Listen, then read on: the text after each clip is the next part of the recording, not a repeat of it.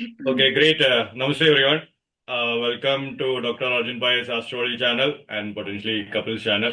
We have a great thing today. We have entire Prime team back together again for this great video. So of course, you can see UG has rejoined us. So it's a great treat for us as far as knowledge of Jyotisha is concerned. So today we'll be talking about the Mrigashira Nakshatra.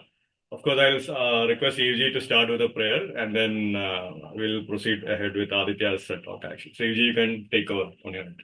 I think you're on mute, EUG. Yeah, go ahead. Okay, may I share my screen? Yeah, you can click on. Yeah. Okay, as you see here, I'm going to open today from one verse from the Shiva Panchakshara Nakshatra Mala Stotram by Adi Shankaracharya. So each one of these verses is for one of the nakshatras, and each one is divided into four for the padas. Okay, so I'm just going to speak it and then I'll do a prayer. As Vyomakesha Divya Bhavya Rupate Namah Shivaya Hema Medhini Dharendra Chapate Namah Shivaya Nama Matra Dagda Sarva Papate Namah Shivaya Kamanaika Tana Hriddurapate Namah Shivaya.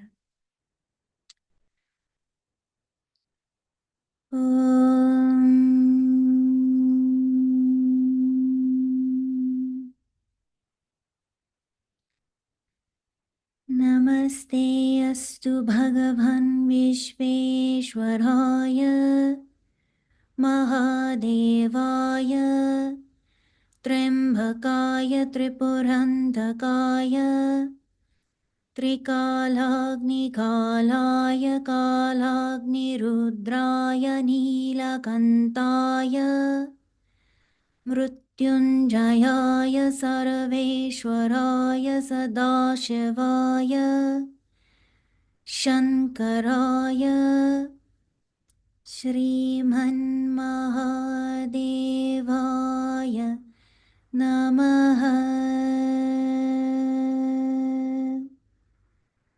Om Namah Shivaya.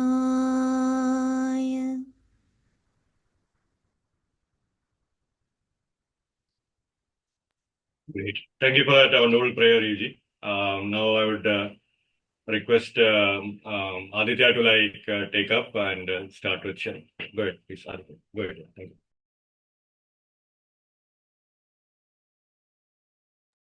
Mrigashira, can you hear me? Yes, we can. Yes. Yeah. Hello, everyone. Good for a long time. Wishing everyone a happy Diwali. Diwali is coming soon. Just remembered about the sweets of Diwali, you know. So, Mrigashira, we came a long way. We started from Ashlesha, entire thing going to Mrigashira. Almost what? 17 till 2024, 7.5 years. Oh, almost 7.5. Sade Sati is over. Shani Sade Sati.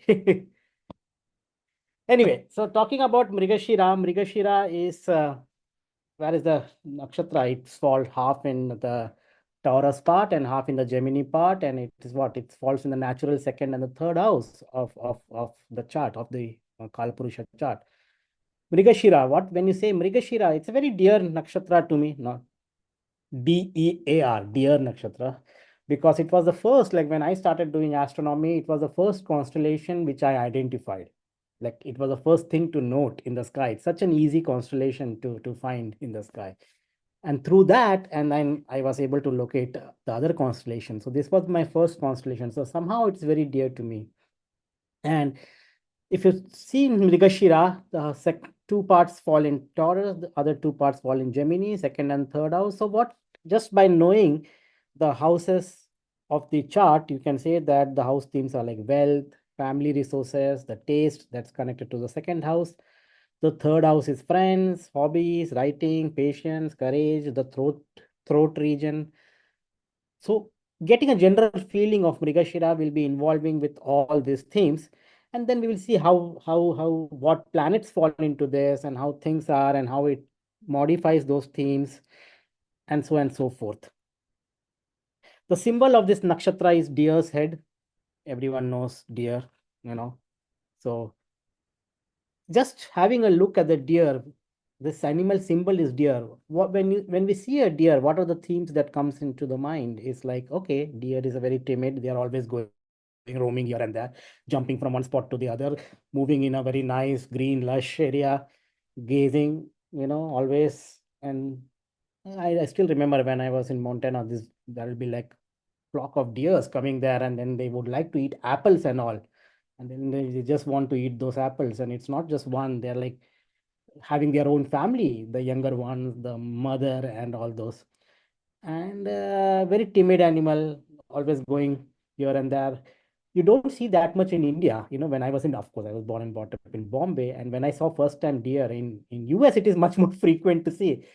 And I was just having one day my observation night and coming back after observing the observing session at 2 o'clock in the night, and this deer is just standing at the side of the road, and I was afraid. Oh my God, what is this animal? But I think the deer was more afraid of me. He just ran away seeing me. But they always like run away, correct? So that's when you see a deer, what are the qualities? Running away, very timid, like to be into very nice spots, enjoying with their family, very family oriented animal with their younger ones and all. And you could see all those spotted fawns, like spotted deers. I think when the deer is a small baby, you could see the spots, and the spots later disappear as time goes.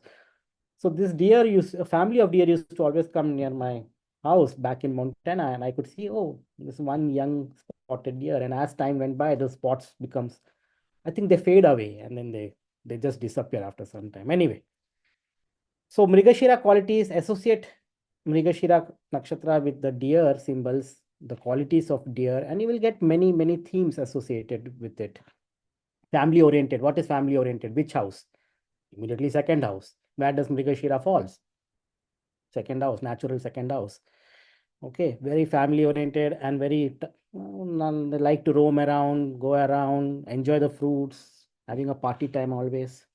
I don't know whether they like sweets or not, but then they will always eat all the fruits. The deity of this nakshatra is Chandra.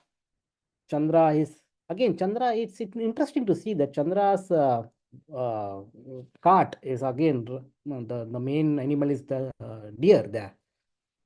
Now, if you see the Chandra, there is a lot of names for Chandra. Is definitely the moon god, and very different names of Chandra exist in the literature. Like different names of Chandra. Soma. Soma is distill, somaras, distill.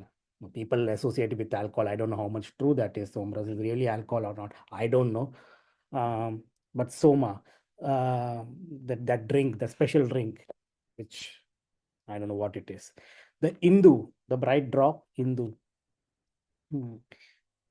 I don't know. Sandeep may be knowing. There was one song in Malayalam which based on Hindu. Right.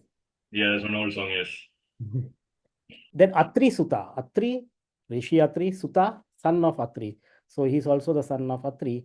And Shashin or Shachin, marked by hair. Now, this was interesting to see that Shashin or Sachin, they say it's also one name of Chandra and it is marked by hair. I don't know why hair here. Maybe someone may be able to say those. I have no idea. But exactly opposite of Mrigashira is what? Anuradha Nakshatra, which is again deer. Anuradha is also the nakshatra symbol is deer there, correct? Yeah, I think opposite will be Jeshta, right? Jeshta is also deer, the animal. So yes, yeah, that's right. Yep. Jeshta and part of Mula. Yeah. Go ahead, Gentlemen, a hare is a rabbit. Rabbit. Yeah, and so I believe Anuradha and Jeshta both also have the yoni of a rabbit. Yep. Yeah. Yep. So, but it was nice to see association of hair with Chandra. And it's called Sasa. Sasa in Marathi, they used to call Sasa. Then it's also called Taradipati. Taradipati means Tara means stars. Dipati means Lord of Stars. Nakshatrapati, Lord of Nakshatras. Nishakar, maker of night. Aushadipati. Aushad means in Marathi also, and even in Sanskrit, I don't know, but something, but Marathi definitely it is Aushad means medicines, herbs. Pati, Lord of herbs. Udupati, Lord of water. Then it's also Lord of lotuses, Kumudanath. Nath means Lord, and Kumud means again lotus, Kumudanath, Lord of lotuses. So all these are different names of Chandra, and we will so Taradipati. Now, why am I saying all this? See, he's very a lot of patis coming. Pati means not husband here, but it is Lord. But he's Nakshatradipati, Taradipati, Aushadipati, Udupati, Lord of herbs, Lord of water, Lord of nakshatras, Lord of what does this say? He's Lord of many things, supremacy over many things. So Mrigashira natives, again, maybe you can say that there is some responsibility, there's some lordship of whether he likes it or not, that's a different thing. But some lordships, shouldering some responsibilities, in the night, what is that one which is really bright shining? Of course, it's the moon, full moon night. We just had a great full moon just a week back. Beautiful. I still remember last Wednesday was a full moon night here, and we were taking pictures of comet and moon. The moon was so bright, and we were looking some craters on the moon. It was so bright that we really want to cut down that filter. It was so bright, full moon. So, but of course, we know that stars are much more brighter, but they are far away. But in a night, it's the moon that steals all the limelight. Talking where how Chandra came into existence, let's talk about the existence of Chandra. It is said that it arises from when Samudra Manthan happened. The Chandra, I think we know the stories, all the wealth had gone into the sea. And then the gods and the demons have to, churn the oceans. And from oceans, many things came up. One was Chandra, which then Shiva took and placed on his forehead. And there was also Kamadhenu came, Kaustubh was taken by Vishnu, Kamadhenu was there, and Ushachareva, Lakshmiji also came from Samudra Manthan, Urvashi, Rambha, Airavat, that mystical great elephant took by Indra, Dhanvantari, Lord of Dhanvantari. Oh, we have Dhantradashi coming soon for Diwali. So Dhanvantari, the Lord of medicines, they all came up. Chandra also came up from waters. He came from waters. Now you can say that he's born from waters, but also one can say that he was existing before, but then because of the shrap of Durvasa, he went into waters, came from there. Why am I saying this story is there is some association of water, cosmic waters. Note, he's also Lord of waters. And we know in astrology, Chandra is what? Fire is for sun, Chandra is for water. So there is some association of water coming again and again. And Mrigashira is again which Rashi? Taurus. Taurus is what? Who is ruling the sign Taurus? Again, Shukra. Shukra, again, association of waters. If you see an image of Shukra, what is he having in one hand? Pot. Correct? If anyone remembers, Shukra's idol is having a pot. Again, some themes associated The with water pot, right? The Kamandalu kind of thing, right? Kamandalu type, yes. Yeah. So there is association of waters, which we will talk again later. But again, remember, what is opposite of Mrigashira? Scorpio. Scorpio is what? Jalarashi again. So there are a lot of themes actually. Jeshta, and if you match with Mrigashira themes, a lot of association with that. What is the animal? Okay, we will talk about the animal symbol of. We did talk. The symbol is deer's head, but what is the animal representation of Mrigashira is snakes, which will come out later. The symbol is deer, but the animal representation is female snakes. Again, talking about some stories of Chandra, I want to say some stories of Chandra because, how to understand nakshatras is understanding their deities. Last time also we did talk about how the Chandra got cursed. We all know Chandra is Nakshatrapati, so he married all the 27 nakshatras, and he was very dear to Rohini, one of the famous Chandras, one of the wife, and others were very unhappy, and they are all Daksha Putris. All these wives are basically the daughters of Daksha. So since other wives were jealous, they went to Daksha, their father, and then they said, this Chandra is doing favoring to one wife and not favoring to us. Daksha was unhappy, and then, Daksha and Chandra was not in good terms, and Chandra, he cursed Chandra for that. I think they said that Chandra was cursed by tuberculosis. I don't know how much true that is. TB, Kshay Rog, they say. But later, then Chandra, had did ask forgiveness, but he said, "Okay, fine, I forgive you, but 15 days you will be waxing and waning, like waning. The strength of Chandra goes down for 15 days, and the strength of Moon again increases during the waxing phase. So waxing and waning moon. So that means there is some curse, Mrigashira, some curse associated with that. So that's one story. What lesson to learn? Mrigashira natives, be careful from in-laws. Not literally, but yeah, be careful from in-laws. Maybe your act may disturb them. I'm not saying that you will, nowadays no one will have 27 wives, but be careful. Some issues can come up. Maybe don't cheat.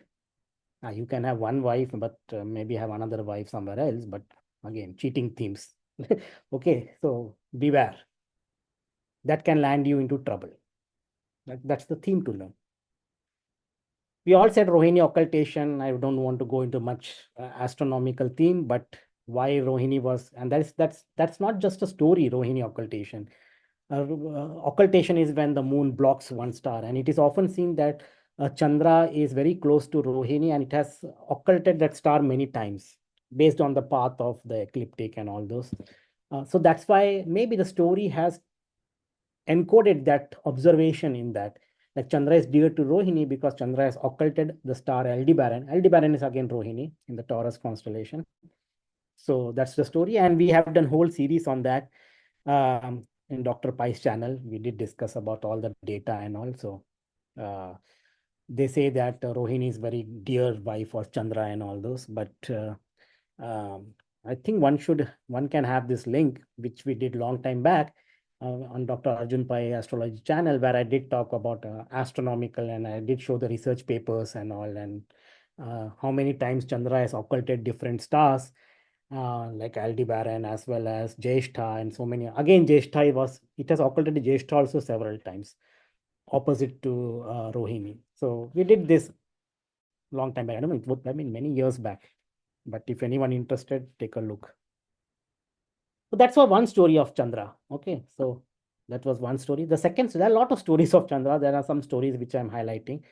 The famous Rahu and Ketu, we all know that was Sorbhanu, and after that Amrit came from the ocean, the avatar of Mohini, and how she tricked, she made Devas and Daityas to sit on two different groups, and she fed only Amrit to Devas, but not to Asuras or the Rakshasas. And this one Rakshas or one Asura named Swarbhanu noticed that, and he took the form of Devas, sat in the group of Devas and drank the Amrit.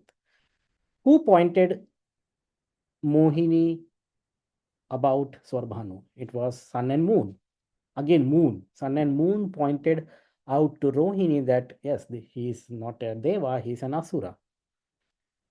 And then we know Mohini became furious. She took the Vishnu form, took the Sudarshan Chakra, cut off his head, but Amrit has already gone. The head became Rahu, the body became Ketu. What is the lesson you learn? It was Chandra and Surya who exposed this crime of, I won't say crime or whatever, this crime of Sorbhanu. So what can you learn? Mrigashira natives. Again, the Chandra is very good in exposing. So this can be a positive thing. If something is wrong in society, probably these people will be great in exposing those. Something wrong that happens. Or you can say even the other way, extreme themes can happen. Hiding also at the same time. Hiding and exposing too. But something related, some secrets, revealing of secrets. Revealing of some things which are hidden in the society. Some new knowledge, again. Revealing something new knowledge. So remember now, if you have planets which are like really technical planets, like Mars in Mrigashira, or maybe Rahu in Mrigashira, or something like that, what are they doing? They can be very good in science, and I'm just giving an example. It can be in any other field, but through science, exploring some new things, some new research, something which is hidden or something which is unknown. It may not be only science, it can be any other things too, maybe in the field of politics or maybe in the field of Bollywood or Hollywood or whatever, exposing different things, exposing some scandals, some secrets. Okay, so that's the story to learn.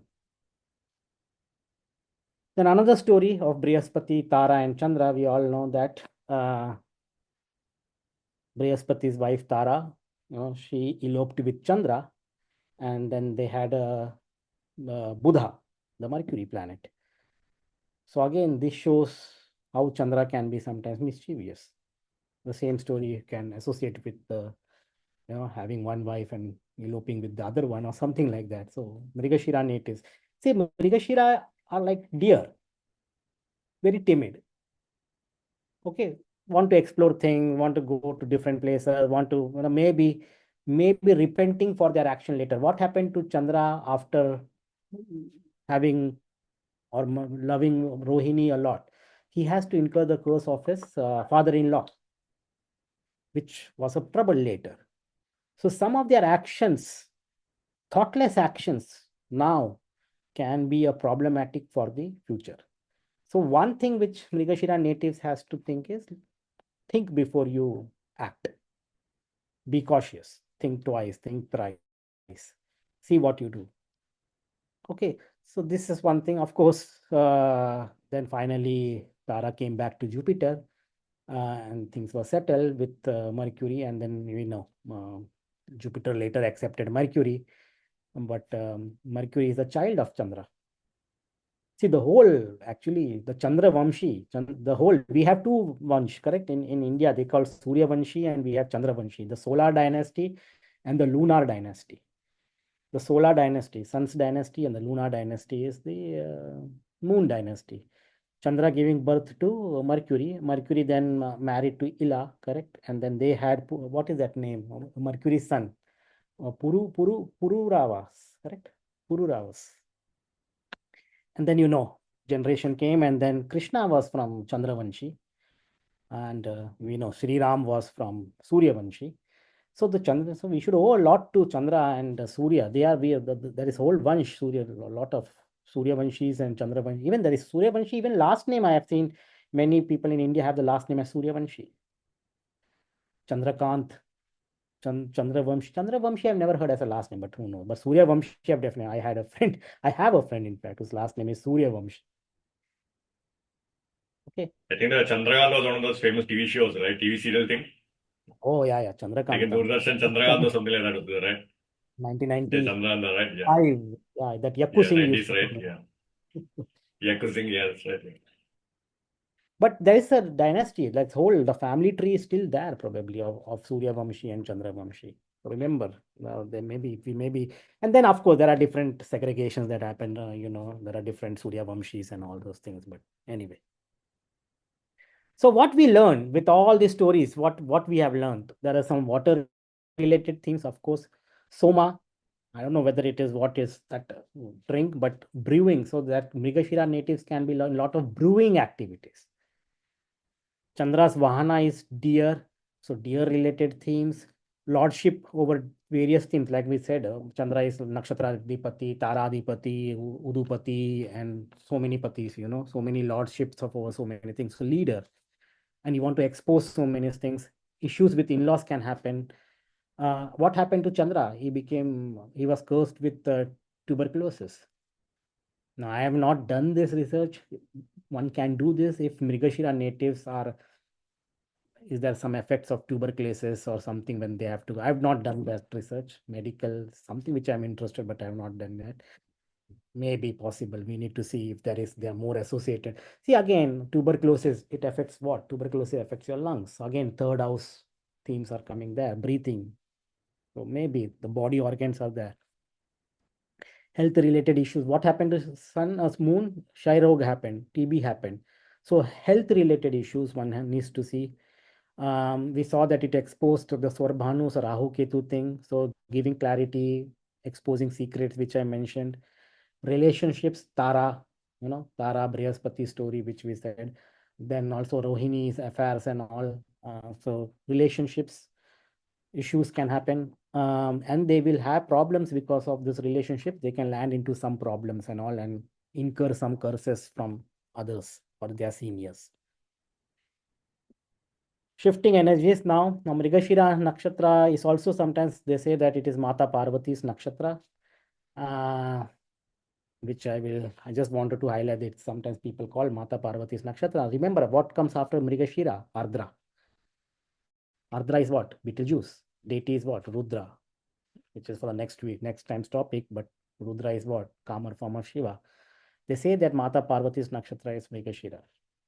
What do you understand? Mrigashira, it's a motherly nakshatra. What does mother does? Caring. Second house themes, family. Here she's nice. You see, Mr. Ganpati is here, Dr. Karthikeya is here, all doctors and all are here. So enjoying with his mouse here. Where is the peacock here? Yeah. So nice. So, but very, very, and dear, as I said, always with their family, their younger ones, taking care of them. Family oriented. Where does Mrigashira fall? Second house, family oriented. What is the sound of Mrigashira? These are the sound ve, vo, ka, ki. Ve, vo, ka, ki are the sounds of Mrigashira Nakshatra. Okay, sun's transit days. When the sun passes through it, the Mrigashira Nakshatra spans from 23 degree 20 minutes of Taurus to Gemini 6 degree of 40 minutes. And sun always transits Mrigashira from June 7th to June 20th. Whoever born during this period will have sun in Mrigashira between June 7th and June 20th. So if you are born between this, around middle of June, most probably your sun will be in Mrigashira. Now, if you know if your sun is in Mrigashira, either maybe Mercury may be in Mrigashira or maybe not, maybe 1-2 nakshatras before or after, or maybe even Venus. So, but definitely sun is in Mrigashira between June 7th to 20th. Beautiful constellation. Mrigashira is called as Orionids. Lambda Orion basically. Orion is this constellation, which is easy to see if you people go in the sky right now at around midnight. See in the eastern part. This month, October month, not in any other month. In the October month, if you go in the midnight, you see it will be beautiful around 12 o'clock midnight. Look in the eastern part of the sky, nice Mrigashira. December, the entire whole December, Mrigashira will be in the sky. So winter months, best to see Mrigashira Nakshatra. And this is the star. This is a Yoga Tara of Mrigashira, is this Lambda Orionids, which falls exactly at around Taurus 29 degree 51 minutes. During this period of 3,550 to 4,550, means about 6,000 years back, our vernal equinox was in Mrigashira. Okay. So look into the sky. I think now there is Jupiter there, right? So you should be able to see Jupiter in the sky also there, close to There is a bright Jupiter shining at 27 degrees. So yeah, you will see Jupiter, a bright star shining there, and that is Jupiter. Okay. And this is the brightest star in the night sky. Now, Jupiter is brighter than that, but Jupiter is a planet. But the brightest star is Sirius, which is join this belt, Orion belt, and one side will be Sirius, and other side will be hitting the Aldebaran or the Rohini. Okay, and last time also we mentioned about the story of how Shiva taking the head of Brahma, and where it's like this is sometimes Sirius is also associated with Shiva, and he's shooting an arrow, and that arrow just hits one of the Brahma's head. So that's the story of, we did talk about that last time, chopping off one of the Brahma's head. So remember, this is very easy to identify these three stars. One will go to the brightest star in the night sky, the other will go to Aldebaran. And very interesting phenomena, what you see, astronomical, and how correlates well with astrology. Just below the star, you will see a very faint fuzzy object, and that is called as Orion Nebula. Okay, I don't know whether I have a picture of Orion Nebula, but Orion Nebula is a birthplace of stars. So there are new stars forming here. What is Mrigashira? Again, second house, family members, new people, new members. So it's like a whole, there is a whole Orion molecular cloud, that's one of my research topic, in fact, study of star formation and all, which I study Orion molecular clouds. It's forming new stars. Again, the theme of Mrigashira is what? Forming people, birth, family. In cosmos, it is what? What is family and all? Stars formation. And you see a very immense star formation in this area.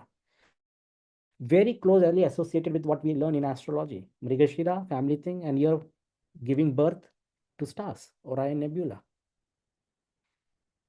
Okay. Some textbook material. This star is called the searching star in finding something, finding new. So very good for research. I have seen Mrigashira and it is very good for research. Searching, exploring. Power to give fulfillment and joy. Basis above extension. Basis below weaving. We were just talking about weaving procedure and producing clothing, fabric.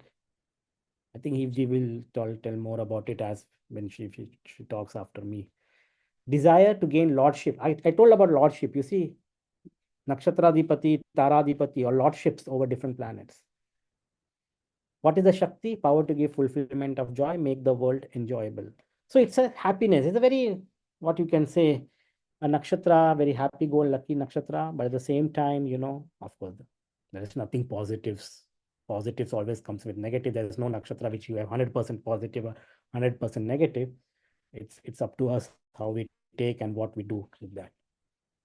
But these are the general characteristics of Mrigashira nakshatra. And as I said, this is what the stars look. This is the Betelgeuse.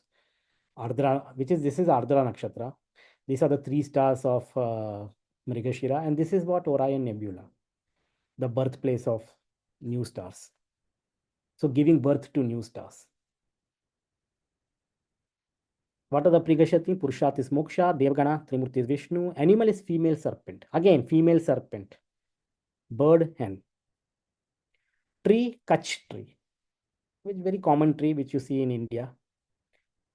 What are the importance of Kutch? Pan, I don't know. I don't know. Yeah. Most of you must have eaten pan.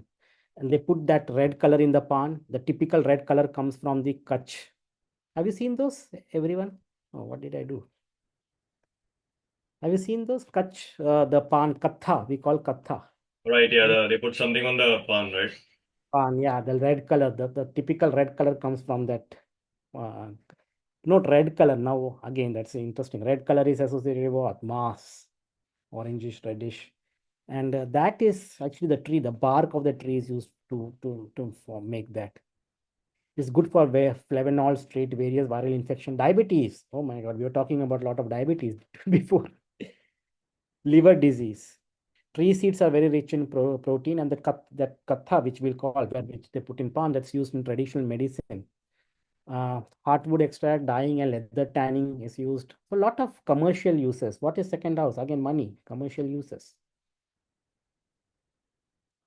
I always like to see this nakshatra qualities to be based on the Rashi Lord and the nakshatra Lord.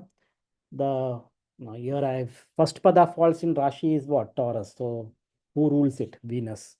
Nakshatra Lord will be all mass because it's a mass. The nakshatra, as per the Vimshottari analysis, the nakshatra Lord is mass. Then I think Ashwini, Bharni, Kritika, then Rohini, Mrigashira, the first pada of Mrigashira is basically Leo Navamsha, which is Sun. So Venus, Mars, Venus is the nakshatra lord, which is Taurus. Rashi lord, because it falls in the Taurus sign. Nakshatra lord will be Mars, and the Navamsha lord is Sun, which is because it falls in Leo. Second pada also Rashi is basically Taurus, which will be Venus. Nakshatra lord is Mars, and the Navamsha lord is Mercury. Third and fourth, this has to be Mercury here, because third and fourth pada falls where? In Rashi. It is in the Mercury. It's Mercury. So this has to be, you need to read this. This has to be Mercury. This has to be again Mars. And the third will be basically, I think, Libra, Navamsha, which makes again Venus. And this also has to be read as Mercury and Mars. And remember, the fourth pada will be Scorpio, Navamsha. So Venus. So we see a lot of, Venus, Mercury, Mars. Now Mercury, Mars is a very good combination. I have seen in some charts, very good combination for mathematics and all. I've seen very logical. Mars definitely logical and all, and Mercury gives that mathematical power. Especially, just see, I just take this example. If you have some aspects of Mars and Mercury, just see their mathematical ability, they or coding ability or something logical. There will be something great with logical there. So Mars, Mercury is very, very logical. So especially when the third and the fourth pada, you can have lot of logical, because Mercury is also supporting. Venus and Mars, there you can see lot of course, Mars is logical and dynamic and all those things. Venus is knowledge, wealth, resources, finance. So very artistic abilities you may see in first two padas, and very third and fourth pada very logical and all. Okay. So animals of this nakshatra is female serpent. Note, Rohini is male serpent and this is female serpent. So Mrigashira natives. What are the characteristics of Mrigashira natives? Symbol of female serpents, eyes. You just see their eyes, Mrigashira natives. I don't know how much true this will be, but in my observation, especially with the Mrigashira natives, I've seen their eyebrows. I don't know. Have anyone observed this? Eyebrows of Mrigashira. Very characteristics, eyebrows. I'm thinking about eyes as such, but I know I could identify Mrigashira natives. Sometimes I would like to know, just by seeing the face, identify the nakshatra. That skill I'm trying to learn. So I could easily identify Mrigashira natives very well. Ashlesha, all serpents. You could, I don't know how it comes. You could typical. I won't say I could identify all, but some nakshatras are really picks up. Ashwini, horse, the face structure. So some nakshatras I'm able to identify easily, but some may be difficult. I think some practice will be required. But this is one nakshatra which is like from their eyebrows you can pick. Okay, there is maybe some Mrigashira element there. Very just eyebrows. Just check their eyebrows and all. Okay, so I was trying to look which prominent people in Mrigashira. Okay, so Chandra. So I said, so this guy has to do something. I wanted to do with Somnath, the guy who did Chandrayaan-3, very famous now in India. So I was trying to find it, but I found several birthdays of him. So I was like, I don't know which birthday is correct. And I really wanted to find, but at least this guy I found it was consistent with his birth date, 14th April 1957. And then I said, okay, this guy, because Chandrayaan-2, he was the one before Somnath came. But he was there for Chandrayaan-2. Unfortunately, it failed. But I said, oh, anyway, he worked with Chandrayaan. Maybe is there something with the Mrigashira in him? And behold, of course, I will say that don't take this timing. This timing I have just put as 10. I can confirm that his birthday is that and the place, but not the timing. But I just want to see Mars in Mrigashira. Mars, logical, dynamic, all those. And who is seeing it? Mr. Saturn. Dr. Saturn is seeing it. So who is this guy, Aditya? Just for viewers. This is basically, he was the ISRO chairman during 2019 when Chandrayaan-2 was launched. Chandrayaan-2 was not successful, but still Chandrayaan-2 was And launched, what is ISRO? which is a mission to moon. And ISRO is Indian Space Research Organization, which is like the NASA of India, you can think of. KS1. That was in September 2019 around.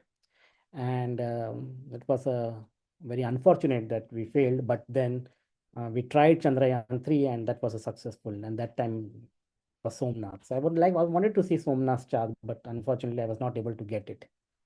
But Mars, logical, dynamic. Saturn, karmadipati, karma, his main job. You can see Mars and Saturn exactly opposite to each other. And what else? Is it Jupiter 7, 8, 9? Jupiter's ninth aspect too. So Mrigashira is getting some help. Mars is getting that help from Saturn, from Jupiter. Maybe Mrigashira, Chandra blessed him probably. Who else can you think of? I did not show you the people, but looking at the qualities, when you say about drinking, because it's brewing, correct? I told Mrigashira brewing. Who is that guy in brewing, I think Vijay Mallya, that's the only name coming. Oh, of course, this guy, Vijay Mallya, correct? Brewing, he's a Kingfisher guy. And I said, brewing, okay, this guy, whether he has got any Mrigashira in him. And then he has, of course, timings we don't know, so forget about the houses, but Jupiter in Mrigashira. Vijay Mallya, Kingfisher, very famous beer in India, of course. And uh, but he has problems, correct? He ran away with I don't know how much money, and then government is still chasing him. I heard that he's in London now. I Yeah, I think think he's it's in UK. Yeah, UK. in Yes. UK now. And the Indian government is still chasing. This is another theme of Mrigashira, chasing theme and all. So that can be you will be chased or someone will be chasing you. That's another theme of Mrigashira. So this guy Jupiter is in Maga. Sorry, I should have said Ketu in Mrigashira. And who is seeing it? Rahu and Saturn both are aspecting Ketu. Ketu is in Mrigashira.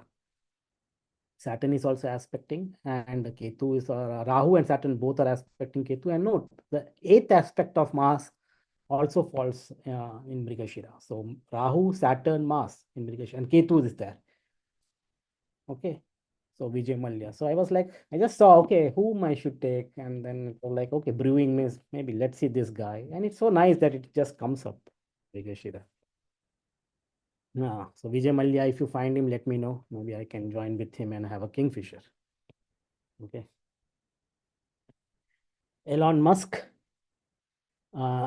Elon Musk has got Venuses in Mrigashira. Now, why am I saying? I said scientific, going to different places. That's what deer likes. Green landscape, going to exploring new places. This is a theme of Mrigashira. They like to go to new places, explore new places.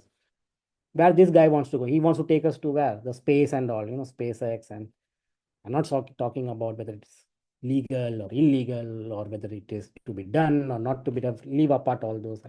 But he's at least saying he wants to take people to space. And I don't know whether he was saying that he would like to, we will have something like people can go in space and come back and all. Going to what? Different land. Now we have explored all places on Earth. Now we want to go on Mars. Now we want to go on different space explorations. So going to different places. Again, you see, all I have, Venus is associated with Saturn here. Again, Venus is in Mrigashira. Jupiter is aspecting it. Of course, retrograde Jupiter, but Jupiter is still aspecting it. Okay. Making money. Venus is Mrigashira. Now, this is another one whole thing was a research we should see. Okay, nakshatras are there. What happens when Sun is in Mrigashira? What happens when Moon is in Mrigashira? What happens when Venus is in Mrigashira? That is a whole different topic of research. What different planets, what flavors it gives. And that can be another layer. Sun in Mrigashira in first house, Sun in Mrigashira in second house, Sun in Mrigashira in third house, like that. Sun in Mrigashira in all the 12 houses. Then Moon in Mrigashira in all the 12 houses. And then combination of different planets. That can really help you to understand astrology. It's a huge task, but at least try to see. Venus is what? Money, sophisticated things, luxury items. And I'm sure he's not going to give space trips to poor people. It will be a luxury theme to go to different like space exploration. I think he's the currently richest man, right? Right now in the world. If I'm mistaken. I don't know whether first or second or third, but somewhere in that list maybe. Yeah.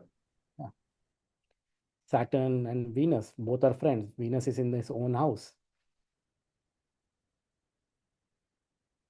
Our friend here. I was like, deer. Deer means what guy comes in in the mind. Salman Khan, correct? He had issues with the killing of black buck deer, and the court. I don't know whether the court case is still going on. I don't Oh know. no, but now he's back in the news, right? He's beefed up with security and all that. Some gangster in India is targeting him or something like that because he killed their sacred deer or something like that, right? So Vishnu or something. Yes, Jupiter, Mrigashira, retrograde Jupiter. And I think he's also getting some because Bishnoi community considers black buck deer as as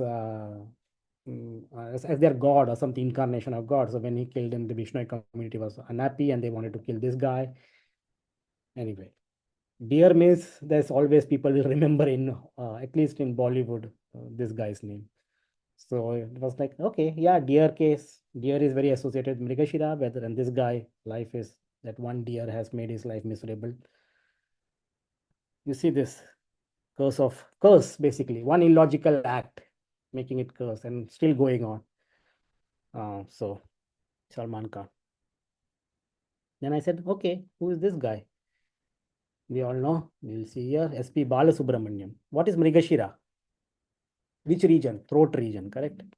Throat region. And he has what? Rahu in Mrigashira, Mercury in Mrigashira, and S.P. Balasubramaniam, no more now, but famous guy, acted in few movies, but he was a playback singer. I don't know how many songs are dedicated, like he had done work, but very well known from years. I'm sure we all have grown up hearing his songs and all. So Rahu and Mercury, of course, timings, as I put, I don't know the timings, but I put all 10 o'clock, but at least main planets, Rahu and Mercury. Mercury is what? Mercury is talent. Mercury is not just mathematics and all. Mercury is skill. Mercury is a talent. Rahu, again, further bolstering it. Rahu is again movies, film industry, maybe. And Rahu with Mercury, very good vocal cords, probably.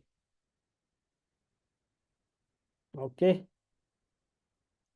Festivals, that's my last section always. What festivals during this period comes during from 7th June to 20th June.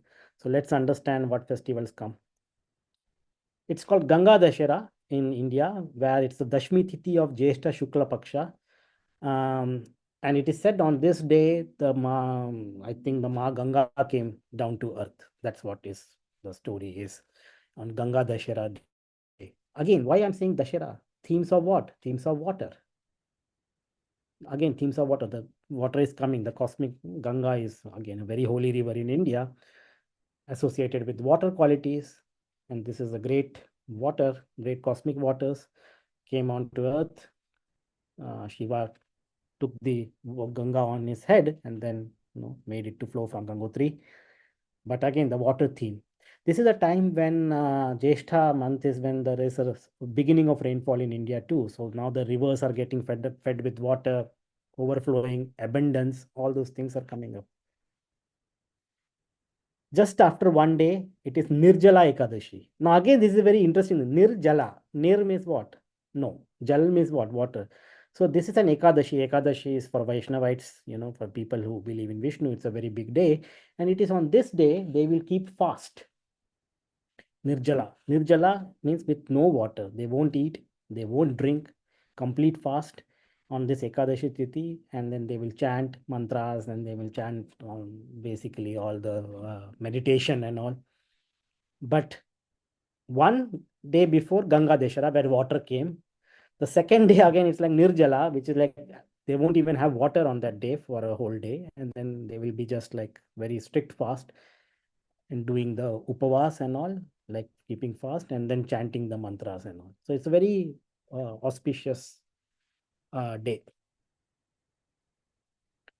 That is happening in Jyeshtha month. In the Mrigashira, Mrigashira month, even in what is that? Bhagavad Gita, chapter 12, I guess, which is Bhakti Yoga. Because when Krishna is comparing with all material forms, like he says that in the month I am Mrigashira. Like he's considering like among the best months, it's Mrigashira is the best month. That's what it is. Among the months, he's Mrigashira. Among the stars, he's Chandra. Among this, like he's like he shows that everything is basically my Maya. And he says this in the verse you have, among the months, I'm the Mrigashira. So Mrigashira is the considered as very holiest month, or maybe a month for devotion, for pujas. Mrigashira, all Indian names, months are given based on the full moon of that month falls in which nakshatra, as per. The full moon of Mrigashira, of that Margashirsh month falls in Mrigashira. So that's why the month name is Margashirsh. Margashirsh generally is what? Around mid-November to mid-December, around that time. Okay, they say that moon is blessed with Amrit on that day. Again, the concept of moon is coming. And it's also Datta Jayanti on that day. The same day is Datta Jayanti too. It's a spiritual renewal, and they do a lot of pujas and all this. So somehow I see that this nakshatra is lot of association with pujas, with the spirituality, fasting, devotion, prayers. Again, note devotion is again, when you say Anuradha, of course, Anuradha doesn't fall, but Anuradha and Jyeshta are again Dvandva nakshatras. And the Yogatara of Jyeshta falls in Anuradha too. So in that way, they are associated, in fact. But this is a month where people do a lot of fasting, spiritual practices, all those. And then, what is this? We also have Margali Utsavam in Tamil Nadu during this period. And it's all in the month of December, which is Margali. Margali Utsav. Utsavam means festival. Margali, again, in the month of December, when the full moon is in Mrigashira Nakshatra. Okay, they have dances, they have all the functions like fun and dance and spiritual, not spiritual practices, but it's like a cultural art form. Second, as I said, it's very artistic abilities. You see the Mrigashira, the first, the second, it's also in the Venus Rashi. So lot of dance and other things during this month when the full moon is in Mrigashira. So one is special is in June and other is in December. In June, sun is in Mrigashira, and in December, sun is exactly opposite, but the full moon falls in Mrigashira.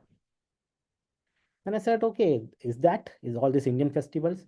Then I said, what happens in the month of June? I was thinking, June, why? Like, what happens in the month of June? And then in US, June is considered as a pride month.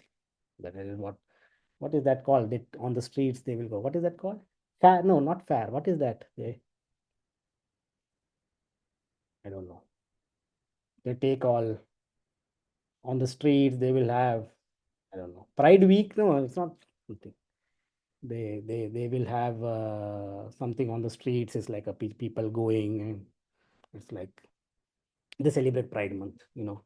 Every weekend there'll be something. And why I was thinking, why Pride? What is this associated with the month? Why they have selected only June? What is the speciality of June? June is a month which is where is the sun during that month? In the month of June, the sun enters Gemini. Correct? Sun enters Gemini. Sun is in Mrigashira. The first around June 14th, sun enters Gemini. Gemini is a sign of what? Gemini is a sign of which planet, first of all? Gemini is ruled by Mercury. Mercury is what? Gender neutral. And also think sun is in the Mrigashira. And that's when the theme of maybe I don't know, it so happened or people so select, I'm sure they might not have thought about this, but it so happened. And Gemini is what? Couple, correct? Twins. Third house, which is eighth from eighth. Sexual theme, third house. So if you connect all those, that clearly makes sense. Mercury, gender neutral, Pride month. I don't know, maybe because of that reason, somehow the planets infuse that knowledge on us, and then we selected June. Why not July? Why not December? Why not September? Okay, so that's what happens here. So finally, Mrigashira characteristic, creative individuals, I will say, charming personality, attractive eyes, snake thing. Ego issues can bring downfall, so beware careful. Relationship issues with in-laws. Finance, resources, wealth-related themes, because Mrigashira is associated with the second house in the chart. Connected to plant, animal growth. That's what, because Nakshatra Dipati, Tara Dipati, herbs. Now, this is one good thing. I have not done research. Somehow, this nakshatra did not give much time to do analysis. For me, I don't know why. I have also an important planet in Mrigashira, maybe because of that, something like that. But one can say if people who are into herbs, medicines, Ayurvedic or something like that, see if there's any connection with Mrigashira. I was not able to do much on that due to lack of time. Call me searching star, Chandra, moon plus Venus, trees are Katechu, and the festivals we all discussed. So these are some of my findings with Mrigashira, and I'm still noting down each timings.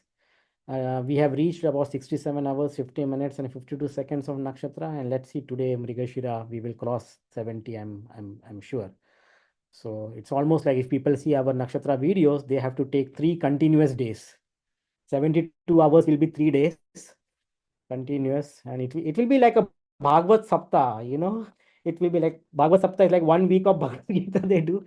I think this can be also be a non-stop 3 days, 4 days, Nakshatra Saptah maybe. People can do. I don't know what I want to see how much time, what is the total final time we reach after doing all the 27, 28 nakshatras. So counting is going on. Let's see. So that's what I have for Mrigashira. With that, I think that's where I should stop. Oh my God, it took a lot of time. Great. So thank you, Aditya. That's great. Anyone who would like to add to anything what Aditya said, or UG can go next actually. Dr. Pai, would you like to add anything? Yeah, I think I have many things to add. There are some good observations, but I would let Eve G. First of all, welcome, Eve G. It's been an exile for you. You are in Ajnatavas, which means you are incognito for almost a year. But it's very nice to have you back joining this team.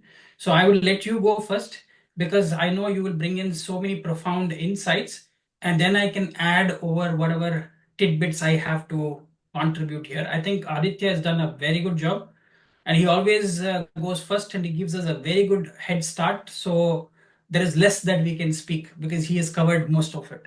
So, but Evji, I would like to welcome you on board again, and over to you.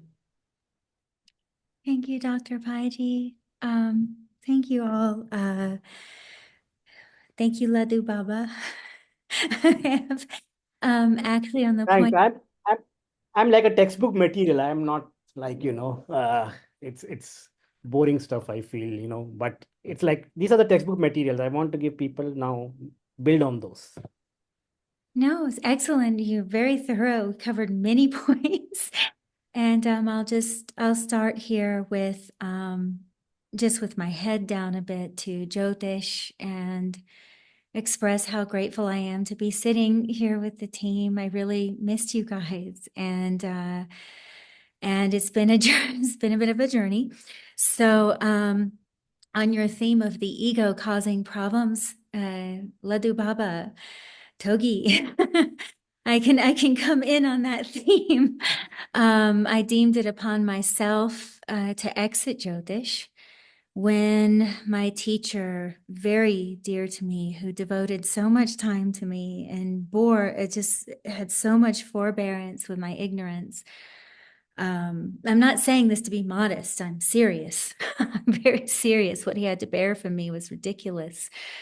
Had asked me to do Jyotish, and so I'm coming back with my head down, reapproaching, accepting that he knew what was best for me the whole time. And whenever my small mind has gotten involved, it just doesn't know anything. So that's where I'm going to start with Mrigashira. That's where I'm going to start with Soma. What deserves immortality and what is mortal? What is impermanent and what is permanent? And this is a big theme with Soma. So I'm going to share my screen again. And I'm going to point out some things that might really complement Laddu Baba. Sorry, this is my name for Togi. So it's all of our names for Togi. So, but That's yeah, okay. I like it. it's perfect name. You can bless Yeah. us with Laddus. But yeah, the theme here is really important. You highlighted so many things, actually, Togi, that will help me explain. So I have here, which I recited in the beginning, just the selection of Mrigashira from the Shiva Panchakshara Nakshatra Mala Stotram. Now, I want to start with the fact that the Prajapatis and the Rudras are always at a head. And many of you who have listened to me know that I often say this. So I'm not trying to be redundant here or repeat something that you've already heard, but I'm going to have to just give it a preface that if you notice, Brahma gives the Vedas, right? Lord Brahma, Prajapati, gives the Vedas. So we find something called the Nakshatra Suktam in the Yajurveda. And if you look at the Mrigashira portion, it's all about procreation and even reproductive. Rohini and Mrigashira are quite centered around reproduction. That's what I would say. And I want to add in here that Soma, Chandra, the Devata, is not only a graha, right? He's one of the grahas. There's only a few nakshatras that have this, but he has an Adi Devata and a Pratyadi Devata. I need to start here. So I want to say something very simple about the Adi Devata and the Pratyadi Devata that's important. Some of you may feel, oh, it's this, or you've had explanations for it. Please forgive me. May you be protected from my ignorance. I'm definitely not a perfect person, but from my observation and from my actual practice, my whole life has been hands-on practice. I have not replaced my brain with a book. So this is from experience that I'm speaking, from doing the sadhanas, okay? The Adi Devata is apas, very commonly for Chandra. Liquid, to Togi's point, liquid, waters, okay? The Pratyadi Devata is Ma Gauri, Parvati. And this is considered her birth star. Mrigashira is considered Ma Parvati's birth star. Now we have the Adi Devata. If you examine all of the grahas, the Adi Devata for a graha is the Prajapati manifestation of that graha. It is the graha in charge of the worldly activities of this nakshatra, or the graha, of the graha. So the Adi Devata is very much linked to the Prajapatis. Let me give you an idea. So for Surya's Agni, and the Pratyadi Devata is Mahadev himself, Lord Shiva, Rudra. So Agni, let's take the natural lord of the fifth house, okay? Someone using mantra shastra, sacrificing to Agni in the Homa. And what do they pray for? Good progeny, abundance in the land, all these things. Agni is the Devata for that, for the Prajapati portion of Surya. For the Rudra portion, which is for people either on the spiritual path, or you could see Shiva has very little to do with these kinds of rituals. That was a Prajapati thing. Pujas and havans, you know, all of these havans, these yajnas, these homas, this was all Brahma's responsibility.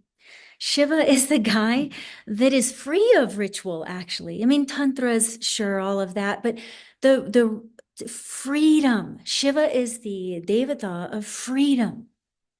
Absolute freedom from karmas. No more Prajapati. No more reproduction of karmas, okay? So if we look at it this way, let's go back to Soma. I mean, we'll stay with the sun here for just 1 second. So Rudra, the sun being the natural lord of the fifth, using mantra shastra for freedom instead of the Prajapati version, which is for wealth and progeny, okay? Now for Soma, we are moon. Chandra, we have apas, which is reproductive fluid. It's all the liquids of the body, all the liquids of the earth. Our earth is a living being, right? I think we can all agree with that the earth is an actual living being, Bhumi Mata. And all the liquids of her are her fertility. Without liquid, you get age. You start aging. Look at a ship at the bottom of the ocean without oxygen and light. It will stay preserved. If you put the ship on top of the air, we bring it out of the water, and it hits the air, it disintegrates into ash. As soon as it hits light and air, Shiva comes, destruction, and that thing is destroyed. But as long as it's only in the Soma, in the water of the ocean, that ship will stay perfectly preserved. Vayu and Agni are the two elements of destruction, actually. Soma is the element of preservation. So the somas of the body, the liquids of the body, prevent it from aging. The joint, the fluid in the joints, all of these things. Saliva in the mouth, you can taste your food. Ras, you know, so this is the Devata, the Apas are the Devatas linked with the Prajapati element of this nakshatra. So when Togi was saying everything about family orientation and the second house element, and also even food, taste, these things, even the portion of Mrigashira that is going from the second house to the third house. I want you to note that because there's going to be something interesting I talk about later there. This whole element can be highlighted there, okay? But the second house really. Now, the Shiva or the Rudra portion, the element linked, if someone wants freedom, you do notice I quoted the Shiva Panchakshara Nakshatra Malastotram. I did not recite the Nakshatra Suktam because that belongs to Prajapatis, and I am very aware, whatever you pray for, you may get. I do not even want to speak the Nakshatra Suktam because I don't want the things they're asking for. Okay, so here we're just worshiping Lord Shiva, and I know that his force is to give freedom. Okay, so I feel honest speaking this. Now, if we examine this and we look at Ma Parvati, how did she get Shiva, the immortal one, as her husband? Think about it. How much do we worship that which is impermanent as permanent, as if it's going to make us happy? These are the small forms of Soma. Food, we eat it, it tastes good. You know, some wealth, okay, we're comfortable. Okay, a partner, we're not lonely anymore. All of these things, we have children, we have progeny, we do all of these things, and we get these little doses of Soma. Little doses, right? But there's a hidden force in the room that's consuming Soma always. Agni, call Agni, the fire of time, is devouring your body. As I've always said, is eating your body like Soma. It's eating everything, right? There's some fire, or you could say time is eating you. And I've always said this from the beginning, that the study of Jyotish, the study of light, is that which is consuming you. Anything impermanent, time will consume. Maybe not plastic. Plastic might be immortal. I don't know yet. But I'm just saying, okay, on a serious note, you know. They say even plastic is after many, many years, even that is mortal. Yes, exactly. So time eventually devours all the temporary forms of Soma, is what I'm trying to say. So Upas is the thing preserving the temporary forms of Soma. Gauri or Parvati is the part of all of us. Okay, you could say this, that we get to the point where we're like, I will not eat. I will not sleep. I will not eat the food of this world and preserve this false Soma. Right? What does Shankaracharya call the body? Annamaya kosha, food body. It's kept alive by food, and it becomes food at death. Just throw the thing in the fire. What eats it? Agni. So either time is eating you, or Agni is going to eat you, or animals will eat you. So this is the impermanent thing. So Ma Parvati says, no, I'm not going to eat. I'm not going to sleep. I'm only going to take the name of my beloved. I'm not going to stop until I see his face. This is the liberation of the moon. The moon is the Janma Karaka, the indicator of why we take birth. This mind is constantly becoming this and becoming that. I just went through it myself thinking I was renouncing everything, and I was still becoming. Because I'm that kind of idiot. So, this is the thing. This is really the thing. That determination. You see, this is a Mangal activated nakshatra, and Mangal is the Lord of tapas. So this is only Vimshottari Dasha, by the way. Vimshottari Dasha shows the karma phalam of human beings. That is what it's for. It starts with Agni, and Agni is the Prajapati for us. We do the ritual with Agni. He is the Prajapati. He takes care of the prayers for human beings. Fulfill that, fulfill this, fulfill this. What's Agni's story? He constantly has lust and appetite. He spies on the rishis' wives. He's natural lord of the fifth house, Surya. Affairs, children, all these things. Joy, also joy. See, that is the Adi Devata of Surya that will keep you getting reborn. But the Pratyadi Devata of Surya, the liberator, is Lord Shiva. So for the moon, Upas is that. Now that natural lord of the fourth, Manas, the mind, and moon is Manas Karaka. So if you keep feeding the mind all this water, if you just keep the mind alive until you expose it to light, it can't disintegrate. And so if you read this verse here, really beautiful for those who are interested in freedom. Hey, I don't blame anyone for having desires. I get it. And I wouldn't even blame anyone for not wanting the spiritual path at all. Spiritual path is pretty brutal. If you're very genuine about it, it's pretty ruthless in some ways. But what you're getting out of it is the real Soma. It's not an impermanent thing. It is not a happiness that dies. You eat less, you sleep less naturally. You don't need all these things from this world. Anyway, these verses are telling you how to get free of the karmas of Mrigashira. This is a very beautiful, any of you who are on a very serious path and you're interested in the secret of freedom from your nakshatras, instead of dwelling on the personality of this and fulfilling that desire and doing this. I'm speaking to those of you who are interested. This is not to tell you you should be interested. Please be natural. Please be natural. Lord Shiva is the one that burns Kamadev to ash, right? So this is what I'm speaking to. If you want freedom from that, big capital if, look what it says here. And look at Pada 3. Nama matra dagda sarva papate.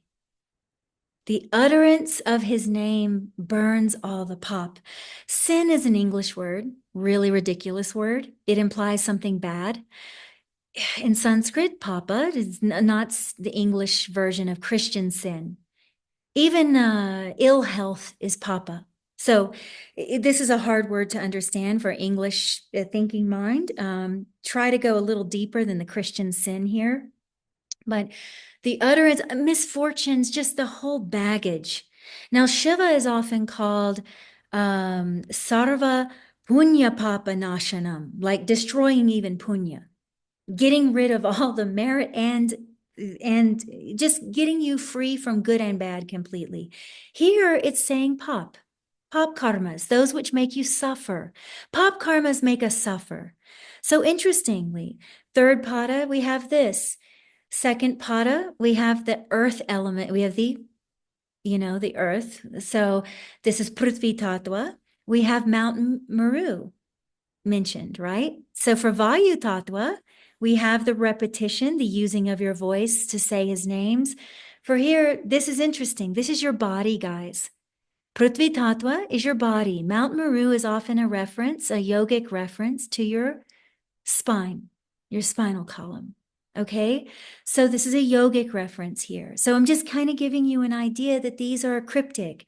Now at the end, in the Jala Tattva, we have the one who's inaccessible to those whose hearts are full of desire, basically.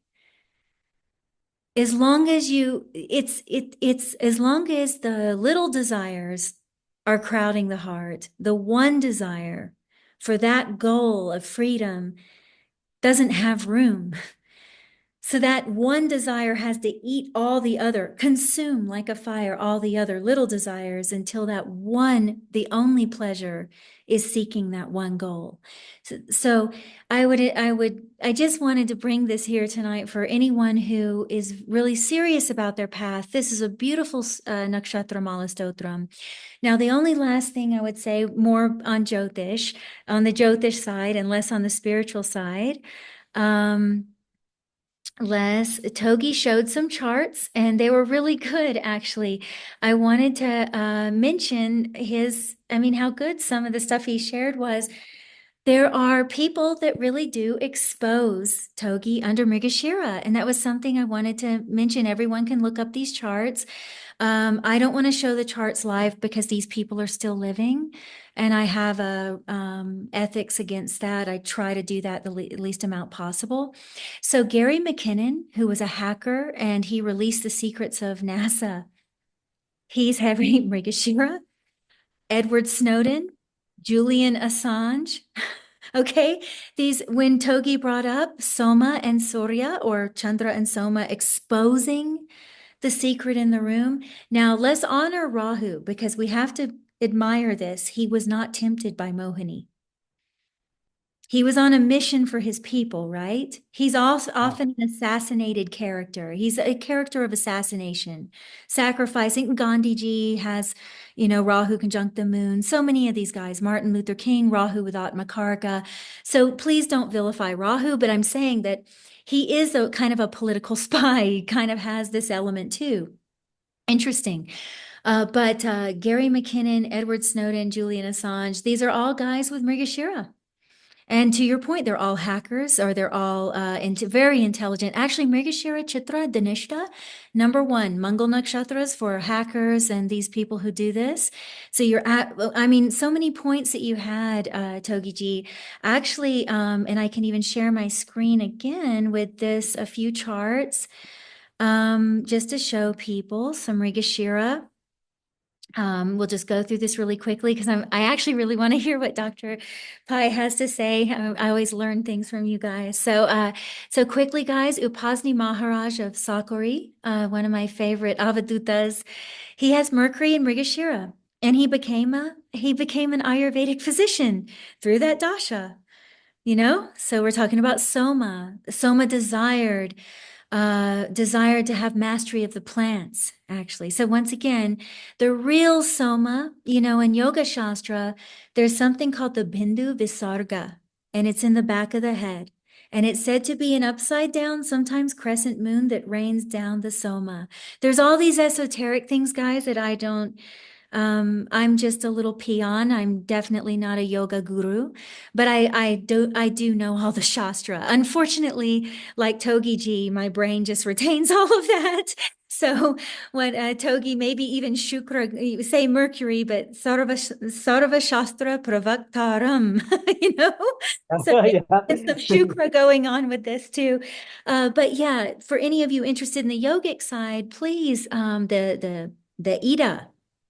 The left side of the left nadi is also associated with Soma, and the Pingala with Surya, right? So any of you interested, I would recommend studying that on your own. But there is that Bindu Visarga back there that they talk about being the Soma, leaking down the Soma, okay?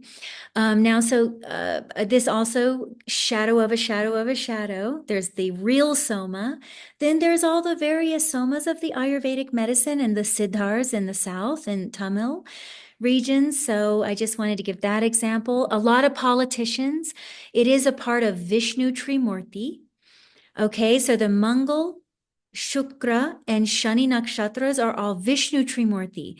That means that they will always be Leo to Scorpio in the Navamsha chart.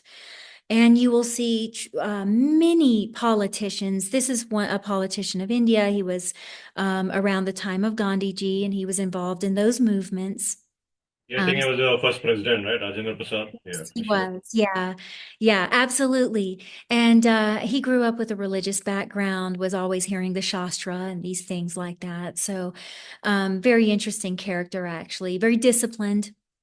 But you will see a lot of politicians under Vishnu Trimurti and a lot of people that leave behind legacy. Legacy, I really wanted to talk about here, guys, with Mrigashira before Dr. Paiji, and I got B.V. Raman. Now, legacy, that which deserves to be remembered. Okay, Vishnu Trimurti in general deals with that because Vishnu makes things long-lasting.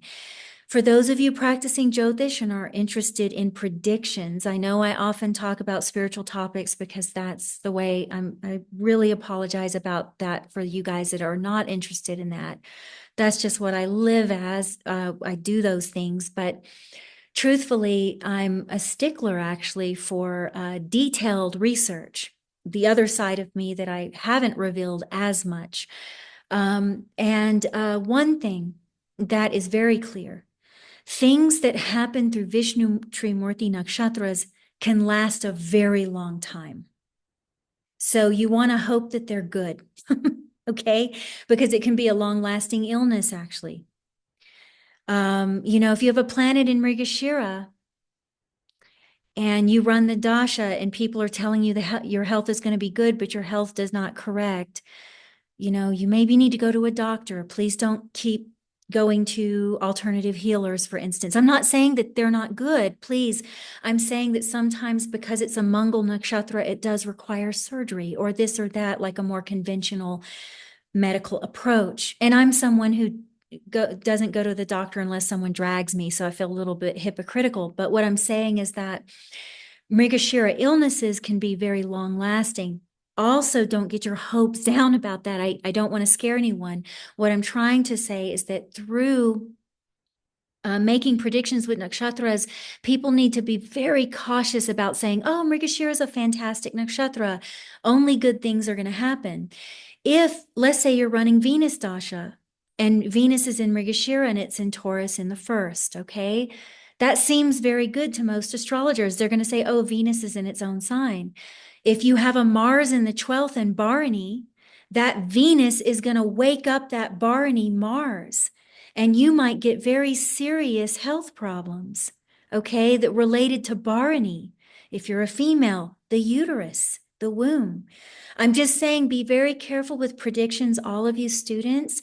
I very humbly say this after 25 years plus of being immersed in this vidya, I still consider myself a student. So those of you that are only studying 2 years and you're just making all these predictions, it could really affect someone's life. So be very careful. So Mrigashira, things that happen through Mrigashira can happen for a long time. And that's Vishnu Trimurti in general, okay? But Mrigashira, because it's Soma, it preserves situations. It can also break preserved situations. So if you've been preserving something too long, depending on, you go into Mangal Dasha and it wakes up a planet in Mrigashira. If that graha itself deals with endings like Ketu, it could actually end a situation that has been lasting a very long time. If it wakes up Shani, however, because Shani is also Ayush Karka and extends the life of things, Shani has a very long life. It can actually make a situation last very long. Mangal tends to be Akala Mrityu, which he tends to cut situations very quickly.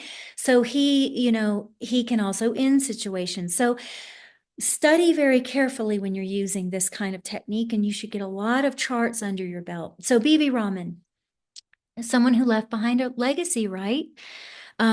He's also Mrigashira. He's also a researcher. All the Mars nakshatras, Mangal nakshatras. Look at K.N. Rauji, who has a school of research, heavy chitra. Because in Nadi astrology, what's going to happen is if you have one Mangal nakshatra, it's going to activate the trine. Okay, and the karma palam is going to come out from all of those. You can also use the technique in the dashas for the 3 sections, being the 3 different Mangal nakshatras. But even without that, that trine is going to get activated somehow. So you will see a lot of very well-known researchers that leave behind legacies with Mangal nakshatras in general, because that is a Vishnu Trimurti thing to leave behind a legacy. They leave behind the legacy of their research. Then I also have an example of a hemmed nakshatra here. So I'm kind of throwing in some things that, I have some students teaching at the conference. I won't be doing conferences, guys. I'll be joining this team and some other things. And I'm also offering, if you would like a private session with me, those are now available to fulfill my teacher's request. You can contact me, but conferences, no, but some students will be showing some things there. They've been learning with me for a while now. And If you notice, in this chart, we have a hemmed Mrigashira nakshatra. Okay, this is the gentleman that assassinated Gandhi. I'm not going to get political. I don't want to get political whatsoever. But he has hemmed Mrigashira. Okay. Now, When you say hemmed, what does it mean, Yuji? so just like when you this scissors yoga that you use with rashis, so how you have a rashi hemmed in, you'll have one graha in the second, one graha in the 12th, and it hems in the first house, right? Like this. Well, for a very long time, I've mentioned even on KRS channel and things like that, that hemmed nakshatras are very important. Very, very important. And here, Gandhiji had the Rahu moon conjunction, right?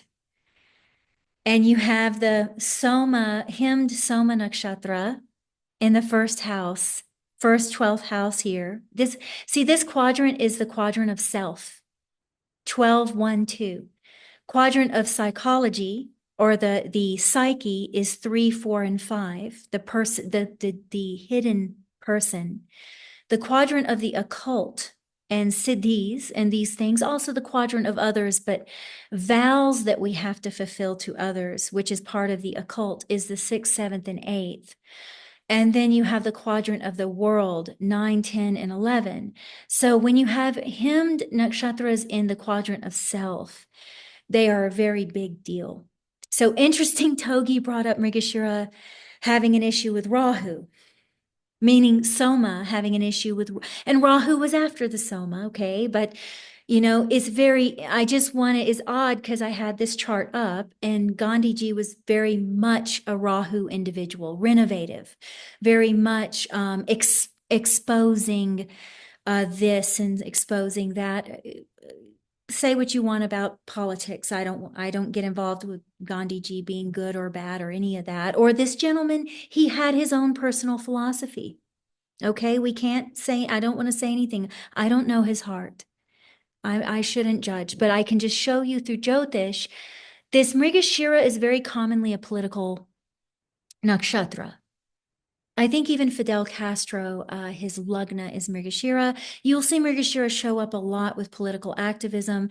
Even when the riots broke out in the US, riots and protests, and they were tearing down all the statues of the slave owners. That was when Rahu went into Mrigashira. So because they didn't deserve to be immortal. See, Mrigashira is thinking, who deserves to be immortal? Okay, a good example of a hemmed nakshatra chart, guys, is Tim Burton, the creator of all these horror genre films. He has hemmed Bharani. Just look up his chart. Okay, so many hemmed nakshatras are very powerful. I even Kanye West. I see. Once again, I don't want to show charts really of people that are still living, but I'm just telling you guys charts you can look at. You usually also have a lot of karma with people that have the hemmed nakshatras in your chart, let's say. Now, his is Uttara Bhadrapada, and he literally was with a partner that has an Uttara Bhadrapada moon. He has a few hemmed nakshatras, but I'm throwing out some examples of starting to look at this, guys, starting to pay attention to nakshatra astrology. And it's fitting. We're talking about nakshatrapati, as Togi said. We're talking about Chandra. Right? Nakshatrapati. We've completely dismissed the system of Jyotish. Okay? So, nakshatras have their own system. Every human being is born into what? They're born into the dasha of their moon's nakshatrapati. Is every human being born into the moon? The moon is called Janmakarka, but you're actually born into the nakshatrapati of the moon. Those nakshatrapatis are very important, meaning the dashapati. I should say dashapati. Okay, it's a dashapati. is the lord of the dasha. So you see Upasani Maharaj here has Anuradha moon. So what is he born into? Shani, right? And dashas are all different. Like Ashtotri Dasha is nothing like Vimshottari Dasha. And it does not show the karma phalam of the average human being. And that's why it's a conditional dasha.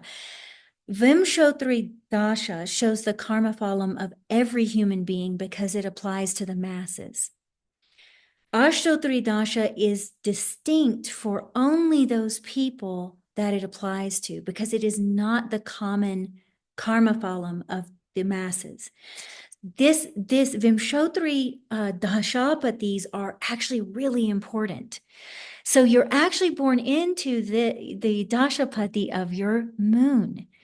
And so we need to be using these Dashapatis to predict things based on Vimshottari Dasha.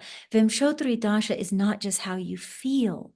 It is not psychology. It's actually physical karma phalams that come out into your life. So yeah, I'll leave it there, but we should start considering that the moon's been left out of a lot of Jyotish. Even when we're using nakshatras, we're very commonly using Rashi lords to interpret the Vimshottari Dasha. And it's actually a nakshatra dasha. There's actually Rashi dashas that do require the Lord. Like if you want to be a mechanic, if you want to be very specific about the use of these techniques, then you would have to consider that the nakshatra dashas are actually nakshatra based and very little based on Rashi, actually, even though everyone tends to use Rashi Lord. So to honor Soma, we can say that. Okay, guys, I'm going to turn this over to Dr. Paiji. Thank you so much.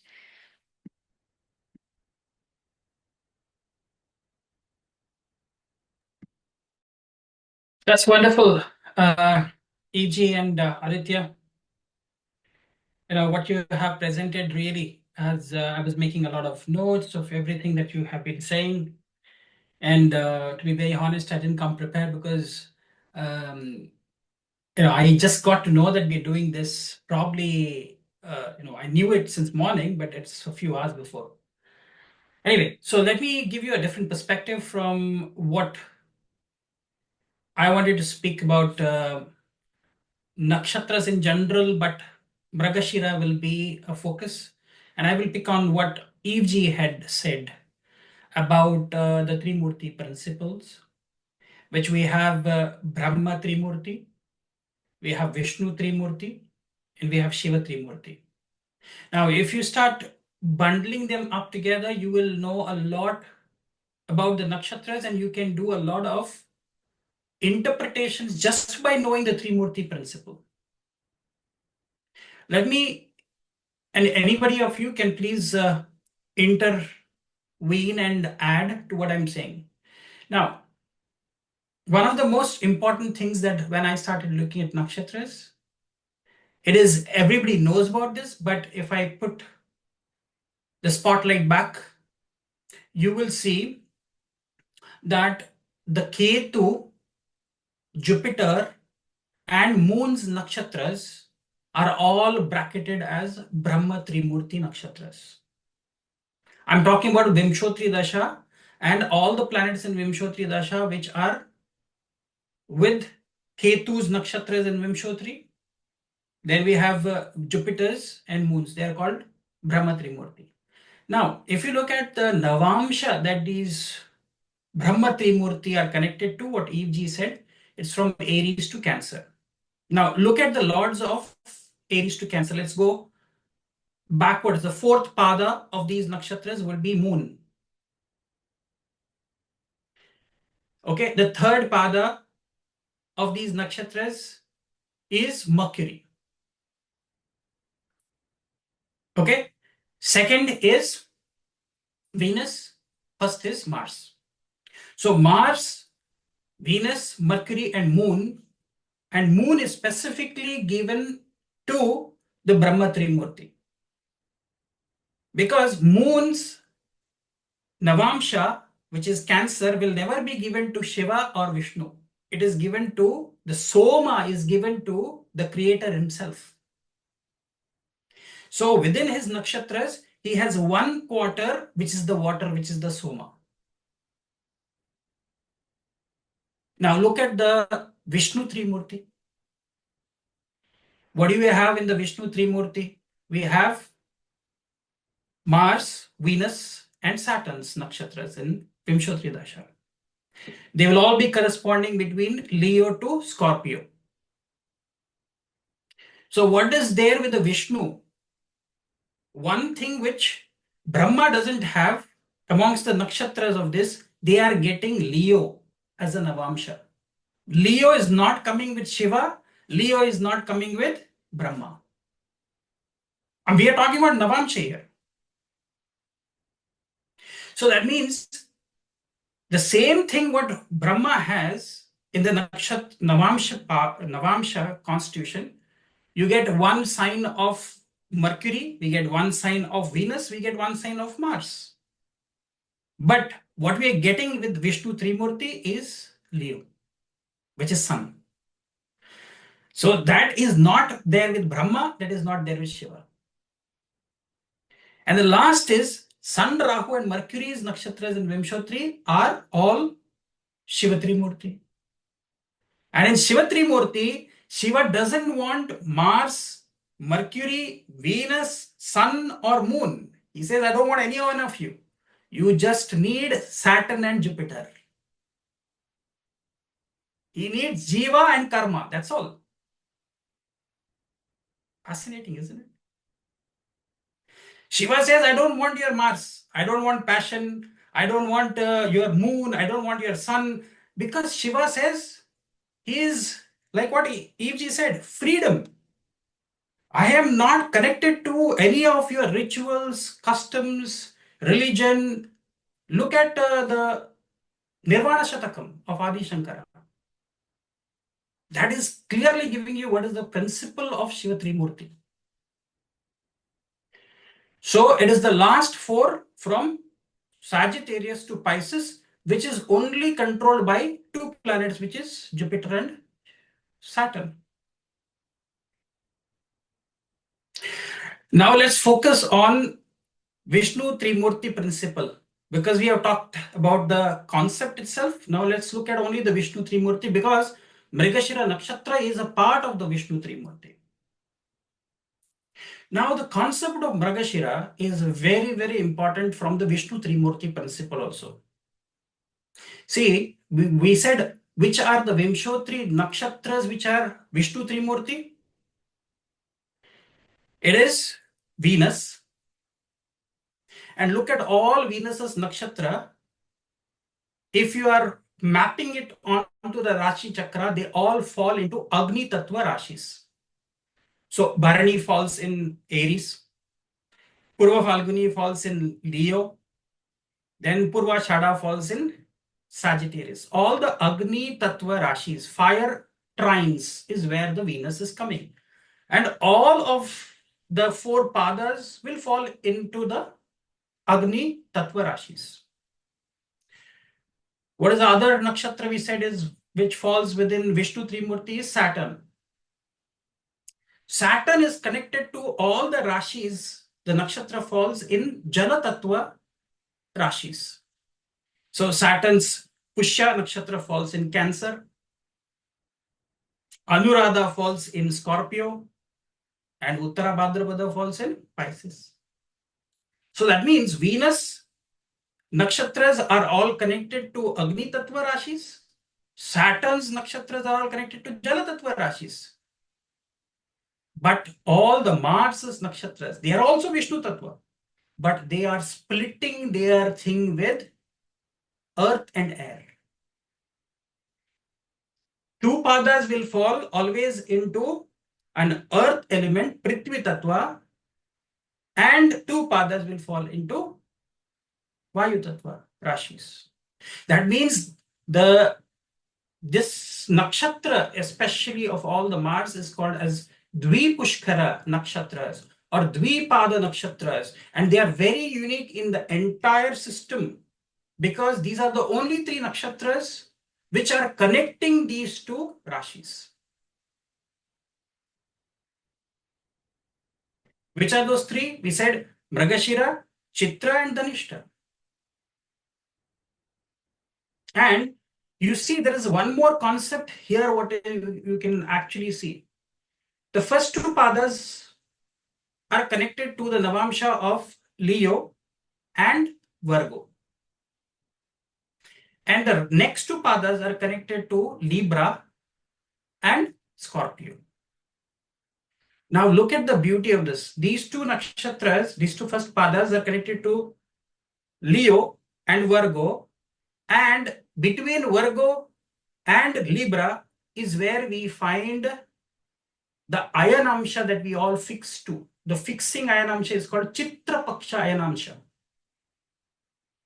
That is where we have the 0 degrees. That is where the Yogatara falls, isn't it, Aditya? 0 degrees of Libra is where the Yogatara is. That is the point. So just think about this whole transformation which is happening. So there is a divide which is there, which is clear divide, clear division. So from Ashwini going up to Virgo, the first 6 rashis, from Libra going up to Pisces, the next 6 rashis. So exactly the center point. Dividing the rashis also. Chitra itself is Mars Nakshatra too.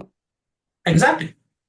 So it is dividing the entire zodiac. If you start with the Ashwini, it is the dividing point, which becomes the 14th nakshatra. So 14th nakshatra is very important for you to understand. There is always a transformation that happens with the 14th nakshatra. Think about it. You start with we have many starting positions of nakshatra systems itself. So we can start with Ashwini and end with, that is called as the Ashwinadi system. You can start from Kritika, which is the original system of Atharva Veda, and end with the, Yama Nakshatra, which is Bharani, for which the 14th Nakshatra, which is the divider, is Vishaka Nakshatra. Vishaka. It's dividing into 2 shakas, 2 regions. That is the center. Now think about it.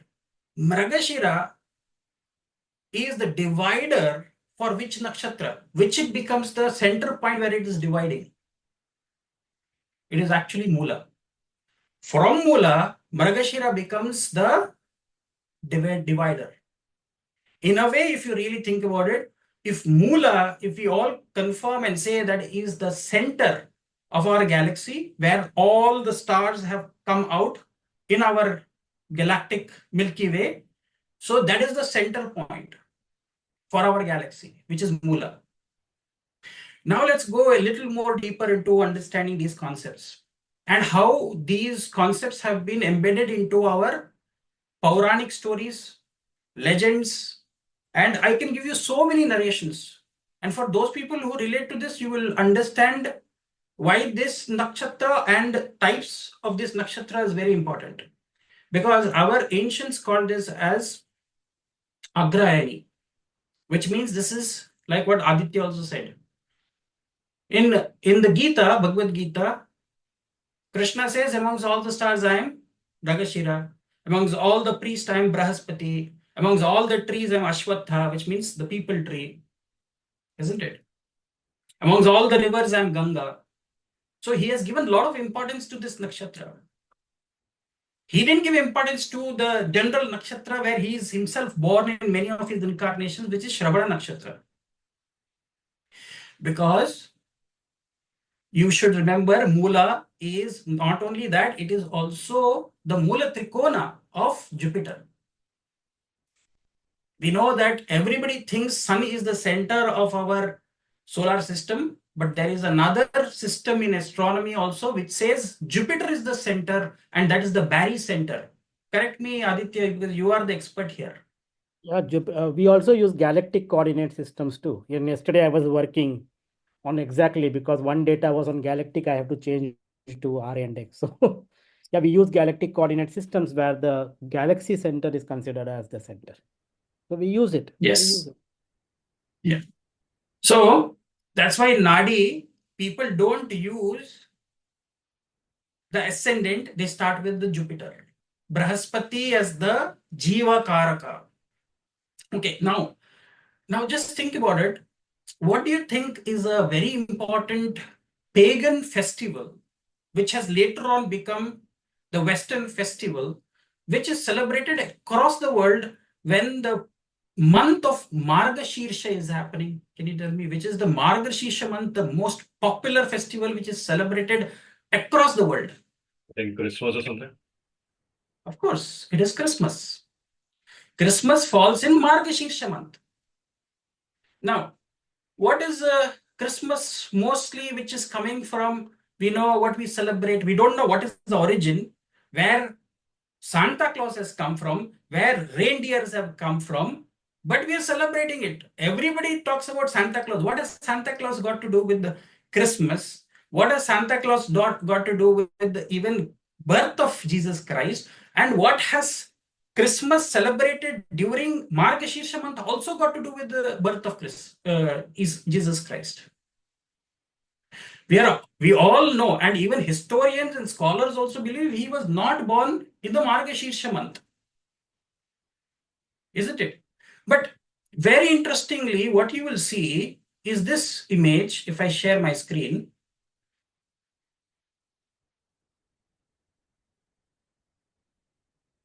this is something that we all see, isn't it? Postcards, greeting cards. We celebrate with the. Have you seen? This is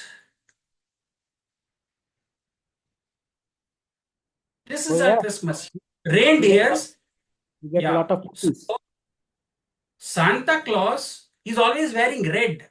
Red is a color of Mars, which is Bhumiputra, Earth.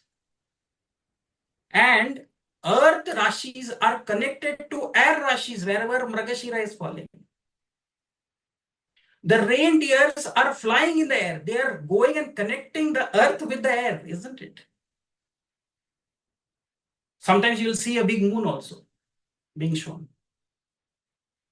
So I really wonder, is this a symbology of Mrigashira, where there are multiple deers or these are reindeers drawing, a man who's called Santa Claus, who comes with all the goodies. And wherever you're celebrating Christmas, it is always snowing. You go to Australia, it is summertime. Where is snow there? In the southern hemisphere. It's always in the northern hemisphere, isn't it? So this is a very important concept you have to know, that this might have been a pagan ritual later on adopted to celebrate Christmas. Okay. It's yeah, it is. There was so much is lost with the Druids. They were basically destroyed the Romans destroyed the British, who were actually Celt, and then the Celtics, they further destroyed the Irish and the Scottish. But they had the horned god festival, which it actually. Yes. I can show you really quick since you brought this up. And I want you to. You can share. I want you to speak on it because it's what you're showing, but I want to show how India and Ireland, or not Ireland, actually, this is France. The Celts were connected. Can you see this image? So this is Indus Valley Lord Shiva. And yes. Celtic. I just wanted to show everyone this. So please talk on it. Yeah. They're literally the same. Because this is nothing but, it's the same thing. I wanted to say that this is your Pashupatinath. Okay.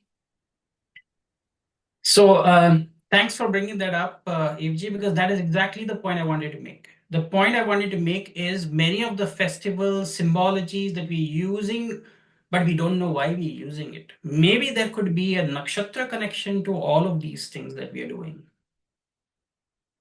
Isn't it?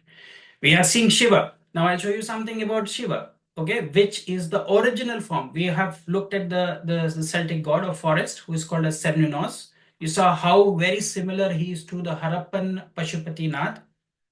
Now let us look at the original form of Shiva. Everybody shows Shiva with a Trishula in his hand. Trishula is more of a modern thing, but the original thing, if you see, of Shiva. I'm going to show that old model which we have got, that sculpture thousands of years back. Exactly. In which is dated so back that nobody Go back. knows the original dating of it. Carbon dating, it can go to thousands of years. I'm saying tens of thousands, 26,000-year-old, they say. Yeah, 20,000 something. Yeah. Something Very like oriented that. Yeah. figure. Yeah. Very different. And that figure is only showing Shiva with a bouncing deer. Have you seen? This is a very common theme which is shown in many of the old Shiva temples. You go to the southern part of India, you will see. Let me share this screen with you. So you will see Shiva with either a battle axe in one of his hands, and there is a galloping deer. Okay, he's holding. So that means he's the master of controlling the mind. See, that is another thing that you see, a crescent moon. Now, when we see a crescent moon on Shiva's head, do you know what is this crescent moon? This crescent moon is the Chaturdashi, Krishna Chaturdashi moon, which is only a very thin razor-like thing. And that is his birth tithi. Shiva was born on Krishna Chaturdashi, just one day before the Amavasya. That is when we celebrate every month, the Masika Shivaratris are celebrated. Alright, so that is the crescent moon is holding in his head. It is not a full moon. Neither it is, an increasing moon. It's a decreasing moon just one day before the Amavasya. Right? So that means he has complete control over dark forces and energies. He's also got complete control over the mind. Just like a deer can really jolt itself in any direction, he has the control over it. Can I share So something? Rudra, sure, you can go ahead, share. I can stop sharing. Okay. I have this figure and which is very similar. You know about this figure? Yes, this is the one that we were mentioning about. Oh, okay. This is, I was thinking, okay. And you see this? See, he's holding the same thing like how the Cernunnos is holding. Yeah, Cernunnos is holding. Yeah, I never knew about Cernunnos. This is the oldest idol they have ever. It is called Kalpa Vigraha as well. Oh, you wanted to show this?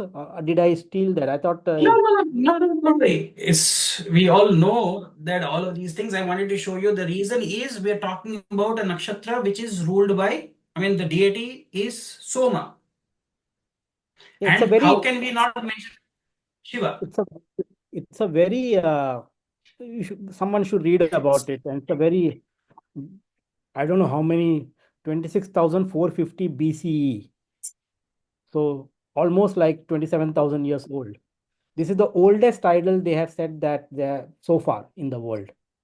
In the world, yeah, as per carbon dating. Yeah. So very different and very similar to Yes. what Cernunnos. Yeah. So where we not even following, you don't have to say it was Sanatana Dharma. It was everybody was following some kind of same faith and belief systems, but today we have divided by religion. Actually, there was no religion probably. Everybody believed in the same concept of, we were all connected in some way. We were divided later on, as Evji mentioned, for political purposes, for kings and, to create divide between people so that it becomes easier for them to control us.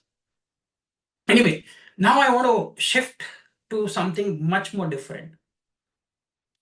Think everything in our Puranic stories where there has to be a break in the story and the plot thickens always starts with something to do with the deer.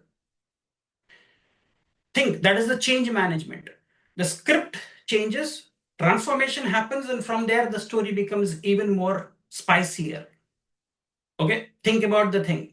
Brahma and his daughter Sandhya. Sandhya, or she's also called as Saraswati, you can call her by any name.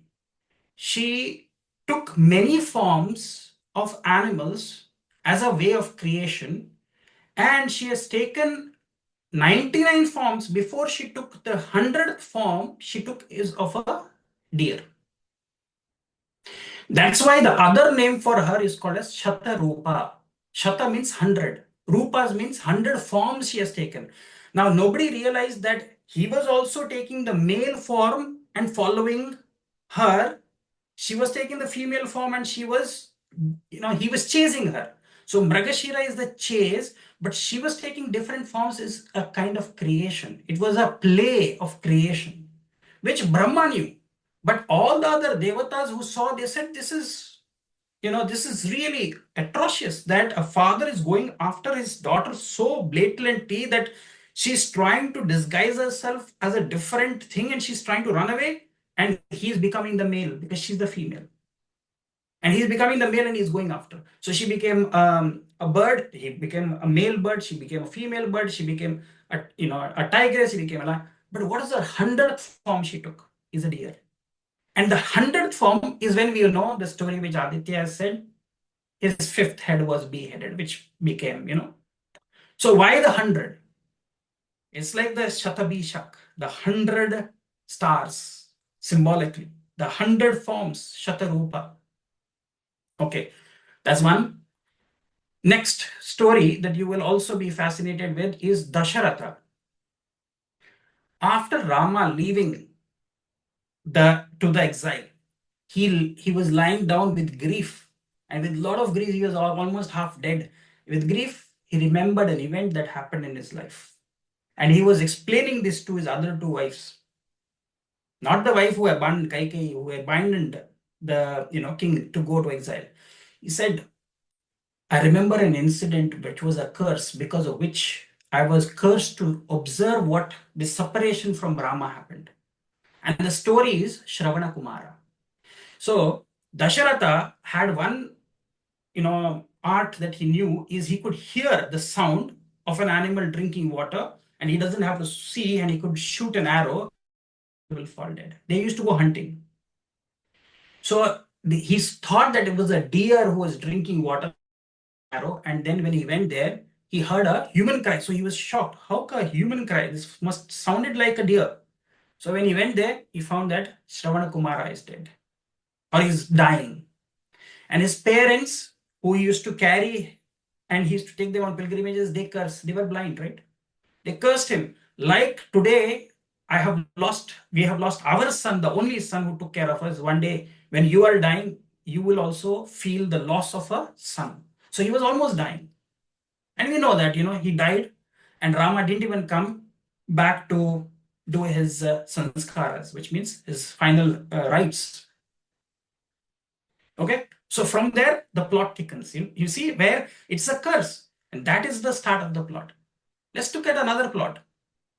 What about Sita and the golden deer?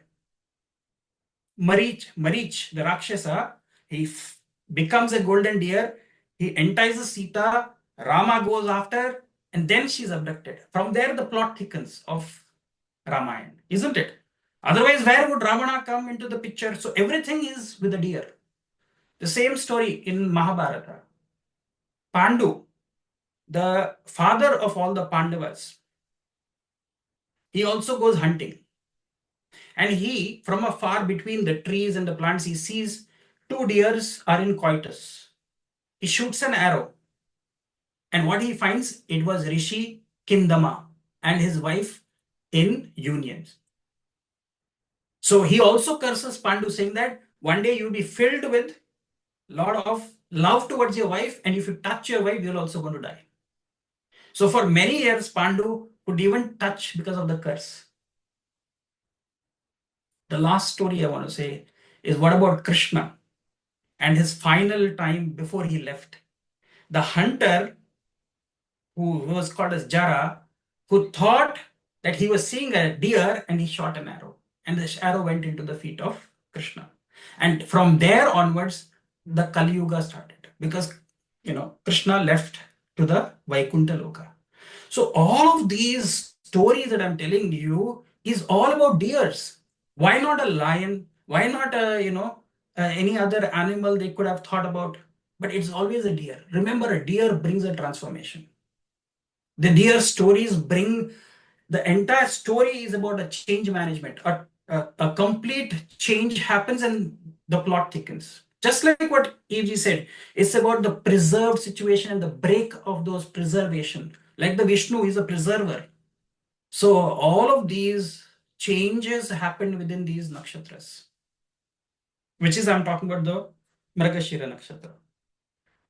Well, Anyway, so I think I can keep on going, but Eve, you wanted to add what something? we're going to point out about Togiji talking about the curses. It's just interesting. You're pointing out all these people had got this curse laid on them. Chandra gets this curse. Absolutely. Somnath, the Someshwar temple, no? It comes from Yes, his sadhana to Lord Shiva to remove the curse. curse. So, Exactly. yeah, very So you fascinating. can see this. Yeah. Oh, with the deer or ending in some shrub. Yeah. Yeah. Mrigash- See, there is also a curse, you see. I think Mrigashira people should go to Somnath. Maybe Salman Khan should go to Somnath. Yeah, that's what correct.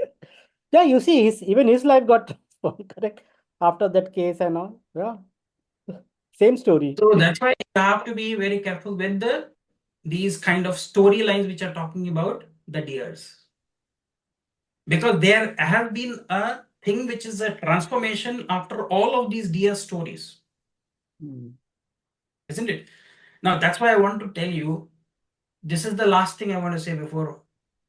Just think about Mula Nakshatra, which I said is the beginning, and the 14th Nakshatra will become Mrigashira in the 27 Nakshatra scheme.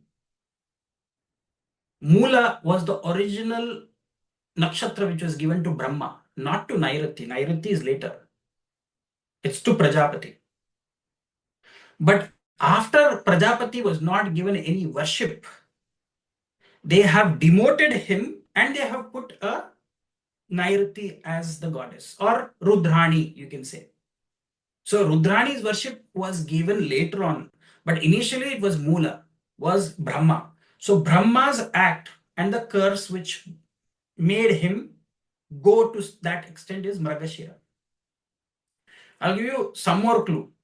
Look at Shravana Nakshatra. Shravana Nakshatra's 14th Nakshatra is Pushya Nakshatra. Shravana is the star of Vishnu. See, whenever you see stories of Vishnu coming in, for example, you know the story of how Rama avatar was helped by the Vanaras. These are not, everybody depicts them as monkeys. They're not monkeys. Vanara, which vana means forest. Nara means they were somewhere like advanced form of human just becoming before being humans. You know, in the evolution of, we say we have evolved from apes. So somewhere Vanaras were more advanced form, but they were they're living in the forest area. Vana, they were living in vanas. Do you know the story where the curse has come? That he will be helped by monkey-like people, which are called as Vanaras, will help him in finding his lost wife. The curse has come From Narada. Narada Rishi, Narada, because he gives him a monkey face, and when Narada gets angry, he says, "You will also suffer." Like he goes to a swayamvara of a beautiful princess, and everybody is laughing at Narada. Because his face was transformed by Vishnu into a monkey-like face. So when he looks at his reflection in the water, he's angry with Vishnu that what have you done? You have made me a laughing stock. So he gives a curse. Even you will be separated in one of your lifetimes, and then monkey-like people will come and help you in finding your wife. Why I said Pushya Nakshatra? Pushya is Narada Rishi. Anybody who has got a lot of knowledge is like, you have disrespected Pushya. Shravana people should not disrespect any knowledge or forms of knowledge, because then that becomes a curse for you. Now you are getting most of the stories you will see have a link like this. So the 14th Nakshatra will give you a lot of clues where the curses are coming from. If your moon's nakshatra is, Janma nakshatra is 1, the 14th nakshatra will obviously be the opposite nakshatra. Right opposite in the Rashi system, it will be the opposite Rashi. So that is complementing. If one is the lock, the other is the key. If one is the key, the other is the lock. If one is the problem, the solution is in the 7th house or in the 14th nakshatra, you will find the solutions. Take any nakshatra, you will see this. I'll give you another example, you will understand. And I will not say more than that. You know what is the 14th nakshatra for Maga? It is Dhanishta nakshatra. Example is the royal throne of England. And you know who is the Dhanishta there? I'm talking about exactly. For the King Charles, the curse which became was Diana. Because not she was the curse, but you see how his life transformed, because till then, no royal person could marry a commoner. After Diana, because she comes from a noble, after Diana, if he had to marry Camilla, she was a common man. She was not from the nobility. That's how, because he took that big decision, after that, his children could also marry. Otherwise, they were not allowed to marry. So, Maga is the royal throne. Dhanishta will be the one which comes to break, and preserved situation will be broken. Traditions will be broken. That is something you can start working on thinking.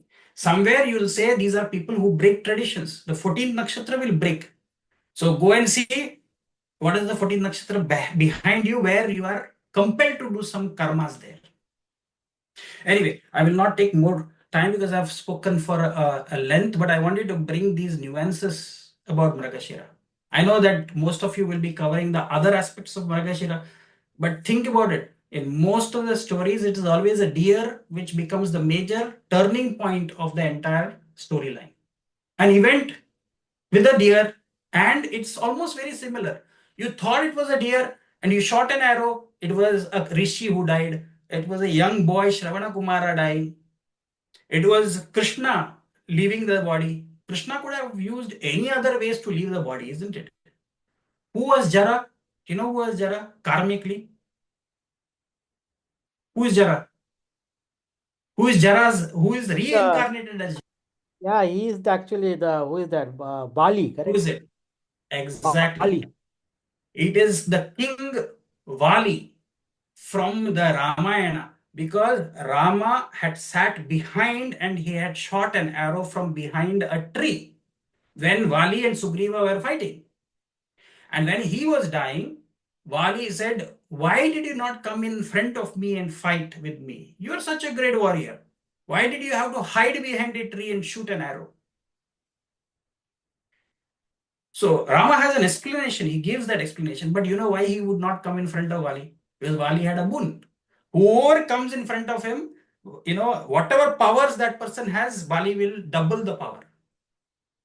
So Vali had taken Ravana in his arms and kept him there. Ravana was, so Vali was a great warrior who even, I believe he was the actual emperor, and Ravana was a vassal state. But after Vali, Ravana became more powerful. Anyway, I think let's just stop with this. Let's go to anything you wanted to add, guys, whatever we have discussed today.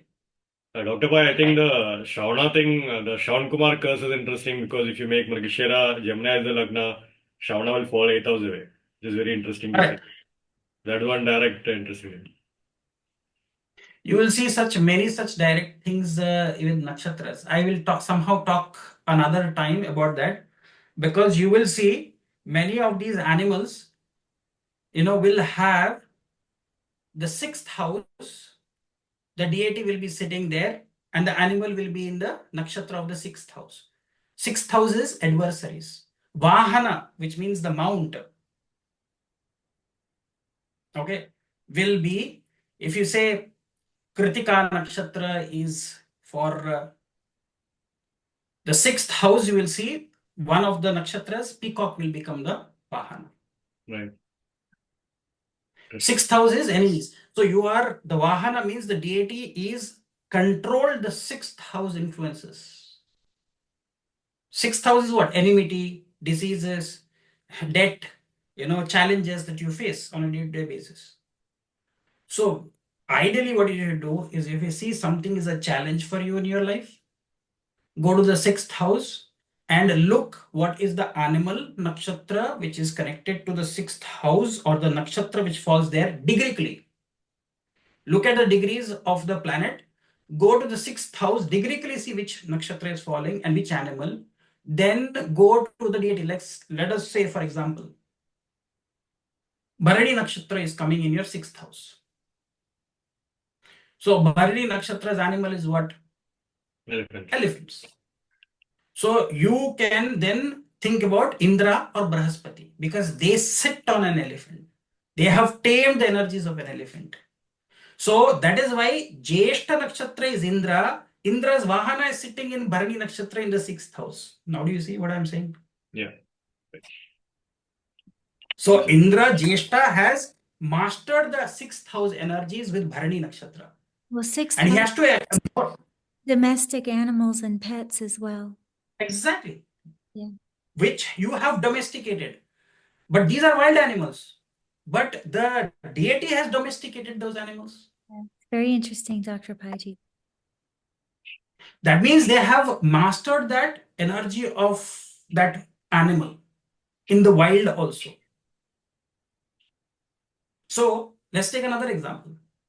We already said today, we established Mrigashira is the nakshatra of Parvati or Durga.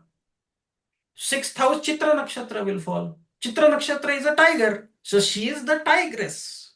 She is the goddess who sits on a tiger. Do you see? Interesting, isn't it? Have you really thought about it? Because sixth house is the domesticated animal. Sometimes wild animals are domesticated by these devatas, which means that tendency, that animalistic instinct which is there has been mastered by the devata or that goddess. Yeah. No, that's Okay, great. I'll leave it. I can see there is nobody speaking, so either I have confused you even more, or there is more to discuss. Yeah, no, that was fascinating point, Doctor. But I think the animal thing is a bit very interesting. Definitely, we'll have to spend some more time on it at some point in time. What is the 14th nakshatra of Mrigashira? Will it be Mula or what? Mrigashira's 14 nakshatra is Jyeshta. Yeah, that's right. Jyeshta. Okay, great. So let's see. So I think I'm the only person left. So I'll complete my thing quickly. Let's see. So yeah, a couple of points. I think great points actually. So whatever Aditya mentioned, whatever EG mentioned, and Dr. Pai mentioned a lot are great, excellent points. A couple of things on Mrigashira I just want to add on to what was already shared. One, of course, these natives do definitely they'll have a gift with medicines, herbs. They'll make their own herbs. They'll make their own medicines. They can make money from medicine. They'll make money from products. All that thing, all that good thing I've seen going on. That's one great gift I've seen. They'll have natural gifts with medicines. They'll, grind the leaves and make paste of them and all that kind of thing. They make their own elixirs, as it's called in general. So that's one thing. Mrigashira, of course, the deer thing. The second thing, of course, one of the other things you see is the deer is famous. Dr. Pai had once taught about in his Mrigashira class. He had taught how the fragrance of the musk deer kind of thing is very thing. So you find they have a very keen sense of smell, actually, very strong sense of smell because of that. And not only that, because of that, they'll have a natural thing for perfumes. They'll work in perfume shops, all that places where the need to smell good and all that will become very important. You can smell a rat, you can smell the person being off, you can smell your husband lying, which is a gift which most of the wives have anyways. You can smell usually the smell a problem and all that. That kind of thing can come. So there is an energy of the order kind of thing which can happen on this thing. Of course, that can be can be linked with profession also. They'll have a gift with essential oils, using essential oils and all that is very interesting. I once remember someone with a Mrigashira native, they just tried one of these essential oil samplers, right? So they tried different fragrances each day kind of thing. By the time they had finished the 14th or 15th fragrance, they were getting gift cards out of nowhere, which is very fascinating if you think about it. They were like their friends were sending them gift cards and all that. So some fragrances can unlock some karma for you. So that's a interesting thing to think about actually. And that, so there's a whole shastra to incenses as they call it. So that is a big thing. So that has its own the essential oils and the fragrances and the diffusers and all that are very powerful from that basis. So that is one aspect with Mrigashira on that. So many times they are in the essential oils business because that they are making their own oil, they are mixing 2 and 3 oils, they are in the back flower thing and all that, which are using essential oils, all that aspect, and definitely in the perfume thing also I've seen. Um, I once met like someone who was designing their own perfumes, and what they do is that you have an alcohol base in it. Now, interesting thing about Mrigashira is that talking about the hem nakshatra, which you mentioned, Mrigashira is actually hand between Brahma's nakshatra of Rohini and Ardra, Rudra's nakshatra of Ardra, and Mrigashira is in between. So quite often, Mrigashira nakshatra natives will find themselves between a Rohini native and an Ardra native. That's always going to be a situation. Most of the time, because Brahma was chasing Saraswati, and Saraswati is also linked with Mrigashira nakshatra, you'll find the Mrigashira Nakshatra native quite often is more inclined towards Rohini Nakshatra native. But the Ardha Nakshatra native will show up and create a problem for both the Rohini and Mrigashira Nakshatra native. Now, the other aspect which you'll see is that the Mrigashira Nakshatra might start off with the Rohini Nakshatra native, but they'll end up chasing towards Ardha. So, quite often you'll see husband is having Ardha Nakshatra, wife is having Mrigashira Nakshatra. That's a typical thing you'll see. Or the vice versa, a wife having Mrigashira, wife having Ardha and husband having Mrigashira. That's a quite often thing. And one of them will have to chase the other person, just like how Parvati chased Shiva. So this is a chasing karma. So of course, the standard stalking karma and all that happens. Your ex is still stalking you on Facebook. You're still having a stalker issue. All that problems of stalker and all that can come. That's a typical thing here. That kind of thing. The other aspect with Mrigashira also. Interesting thing about this is also like, of course, now Parvati was chasing the bad boy, right? Parvati was not chasing the civilized, Prajapatis, one of those town boys, but she was chasing Shiva, was like outside she was living in the jungle, like, smeared in ash and all that. So usually these women in general will go for bad boys. It's similar to that. So they won't go for a normal thing, they'll go for pretty bad boys kind of thing. And quite often, same thing with men also, men will go for bad girls. So men who are outside of the community, men who are outside of the community, that kind of thing. Men who are the partner might be from an outcast kind of energy. So they are not in the same community, they are from a different kind of community of sorts, can happen. So quite often you will see that they are not drawn to people from the same race, same background, same religion kind of thing. That's a typical thing which you see here actually. So that's the other aspect which you can see here. Now, the other thing is that now fascinating thing about Shiva and Parvati is that most of the tantras arise between conversations between Shiva and Parvati. So quite often these natives are the conversation starters in general. So they'll be conversing with someone else. These will be the first native who's doing a podcast with someone else. That eventually becomes a big thing kind of thing and all that. So they'll start this conversation. Quite often you find a lot of entrepreneurship things happening like that. So two people talking together about an idea, then they begin to build on it kind of thing. Or one person talks about it to someone else and then new idea gets built up. That kind of aspect is something quite often you see. So it's important to keep the conversation going and so forth. That's one aspect you see. And that's a very important point because these natives are naturally curious. They'll search for that immortality. They'll search for that deepest knowledge. They'll search for that which will bring them peace. And that search will go on for some time until that search is finally stopped. So that searching thing will go for a really long time in general for these natives. So that searching karma is there. So of course that searching energy is very strong for them in normal mundane lives. So quite often these natives, they'll have Google as their best friend. They're constantly searching, they're constantly looking into internet, all that aspect, and so forth. Of course, the modern day searching scenario is like you're putting your coordinates in a GPS in your car sitting or whatnot, right? That kind of thing. So quite often on your phone or something. So if you have Malefics and Mrigashira, you can expect getting misguided on your path, problems around GPS, stuff like that, that kind of thing. You will see going on from that perspective. That's also one more thing you can see. Now, the searching energy is very interesting. Now, sometimes I've seen the natives will have their car. Of course, you can, in the modern day scenario, a headhunter job, right? So, a headhunter is someone who's basically trying to hunt a job for you kind of thing, right? So, that kind of thing, or trying to hunt other officials, you want to hire a CEO for a big company or whatnot. So you have these professional organizations who are professional recruiters and all that. So who are directly involved in searching for employees, searching for top leadership position, typical C-suite management and all that. So all that searching karma with regard to professional thing and all that, you'll begin to see that a lot. Now, searching energy can also happen in many other ways. It can also happen when you are searching for a god or goddess. Now, you do not know who your family date is. You might have the karma to search for it. That could be the thing, usually in some cases. In India, of course, if you have a lot of your family ancestors worship a lot of one particular ancestor, one particular god or goddess or worship for a long time, at some point in time, your grandparent left a village and then you do not know which deity that was.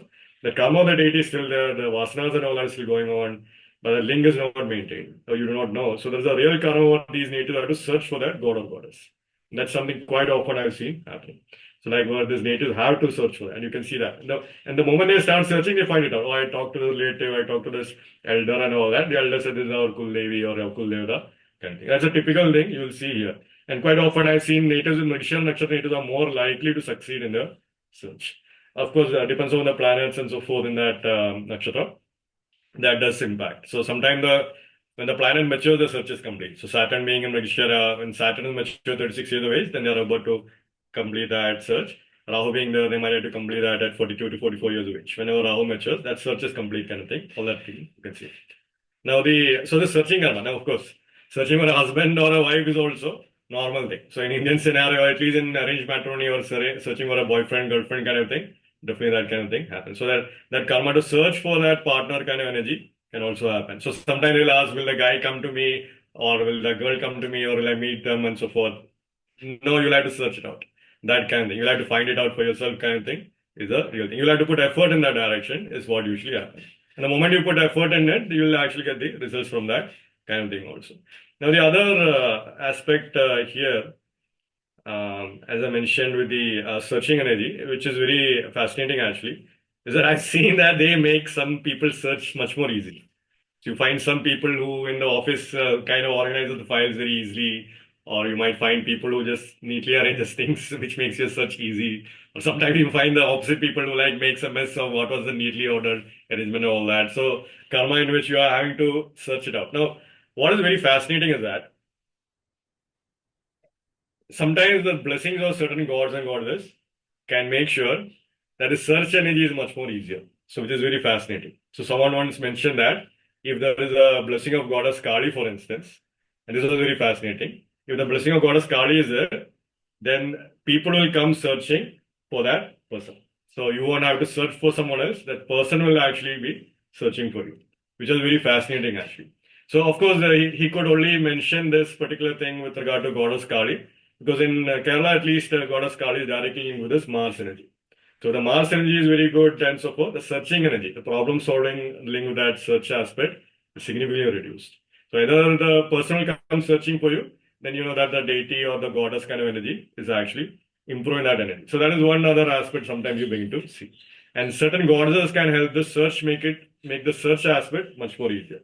Either your search is easier or someone else searching for you can also be easier. So that's one interesting aspect of Mrigashira which I thought was interesting. Now, of course, the other, so that is one other thing. Now, the other fascinating thing is that definitely this nakshatra 100% is linked with goddess Parvati, which is very, very fascinating because goddess Parvati, without a doubt, greatest yogini ever, greatest yogi ever for that matter, because she actually found Shiva, she married Shiva and all that, so which is great. Now, of course, one of the twists which goddess Parvati herself had to go through was where the Kamadeva tried to actually shoot an arrow to Shiva to make Shiva fall in love. And finally, that Shiva himself, when the arrow came in, not only the arrow was turned into ash by Shiva, even Kamadeva himself, the god of love, the god of pleasure himself was burned to ash, actually. So now that was that was a big shock factor for goddess Parvati. And not only that, that was a big, huge shock factor for many other gods and goddesses. Like, what's going on? Like, we just try to do like a normal social thing here, and you just completely burn the whole thing off, right? So that kind of thing, actually. That's a real interesting thing to think about, actually. So because these are things, actually, right? So you have the social things which you go for and all that. You do the social activities which you think, but then suddenly it's like the person is exploding in the normal having a coffee time thing, right? You're just trying to have coffee, have some good conversation, and the person explodes it all. So that typical drama is a normal thing from Mrigashira Nakshatra native. Quite often they'll find this caught between middle of this some Kamadeva, someone getting targeted by Shiva. So typical thing will actually happen, like how the Ardha Nakshatra native and Rohini Nakshatra native will have a big clash, and this person will be in the middle. That kind of thing. Of course, the person will try to, just like how goddess Parvati then had to really up her game. She really had to like increase the sadhana and all that in a big way. So only then did she actually finally get Shiva. And that too, Shiva finally tested her also as a Brahmin and all that and so forth. And Shiva definitely did all that kind of thing also. So there's another very interesting thing from that perspective. So very, very fascinating point. And that this is a challenge for these natives. So these natives will try to do the social thing and so forth, and definitely they'll have problems. So that kind of thing they'll have to learn on the way. Or they'll have to deal with the shock factor when they're doing a normal, ordinary social thing, and they'll have to learn from that process kind of thing also. So that breaking through the social, remember, Shiva and Shakti are not separate. So in general, in many ways, Rudra himself is showing up in here. Now, that is very direct when you look at the astronomical picture of that Orion constellation. Betelgeuse, the Yoga directly Orion himself, the hunter himself, that kind of aspect, you can see very directly. So Shiva and Shakti are one, goddess Parvati and Shiva is one. So without doubt, Shiva's themes will be directly relevant for Mrigashira Nakshatra natives. Now, definitely so that is one aspect with the goddess Parvati. So there will be a need for these natives will approach things with a more focus on sadhana. They'll want to take it as a discipline. They'll want to build that energy up. Just like how goddess Parvati was doing a sadhana to attain Shiva. Whatever these natives pick up, they'll actually try to excel in that kind of field in many ways. They'll try to put in that effort. They'll definitely put in that and they'll put in that energy towards getting that goal. And finally, they do reach a high level of attainment. That's something that can also happen. Now, what is fascinating here is that there is a direct goddess Parvati. Now, goddess Parvati has, it was very fascinating actually. So normally when you do in Ganesh Puja, that happens in Maharashtra and all that. So normally you do Ganesh Puja, but parallelly they also do something called as Gauri Puja, which is something I wasn't aware about actually. I'm not a Maharashtrian, I wasn't aware of that. So I apparently met I came across a chart where Rahu was in Mrigashira, and a death happened in that family. And the mother who would normally do the Ganesh Puja, she just could not feel the need. She just could not convince herself to do the Gauri Puja. And eventually that tradition kind of came down. Like for a few years, they only maintained a Ganesh Puja because the mother was saddened by the loss of the husband. So she was like, she could not do the Gauri Puja. So she was at a loss for that. Eventually that was a problem. This kind of pujas and all that designed for energetic thing. You can't miss one element, then you're missing the whole point. So that's the thing actually. So eventually you see this particular thing, and that was a karmic thing. You could see the moment, because Rahu.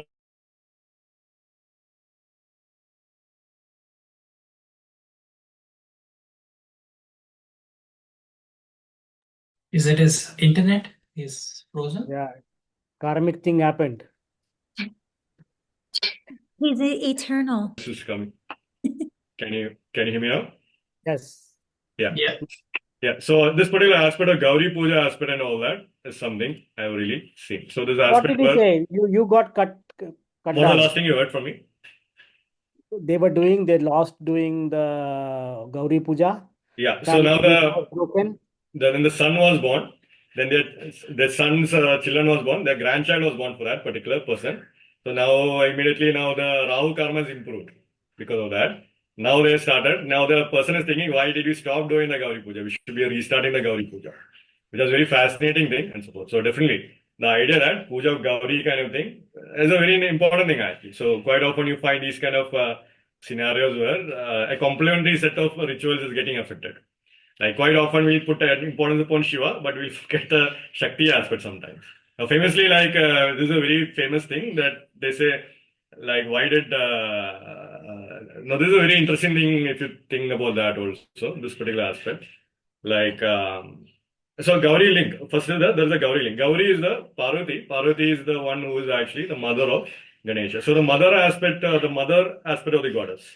That aspect is much more stronger here. The goddess definitely has the virgin aspect or the young girl child aspect. She also has the bride aspect, which is the Lakshmi aspect. Then there is the mother aspect, which is the Parvati aspect. So that is the other aspect. So here you are seeing the karma and mother energy in general. So that is one aspect which you see. So this mother aspect becomes much more stronger for these natives. And that there'll be actual karma, they'll have to connect with that energy more and so forth and all. And now, of course, They say Ravan's nakshatra was Mula nakshatra, if I'm not mistaken.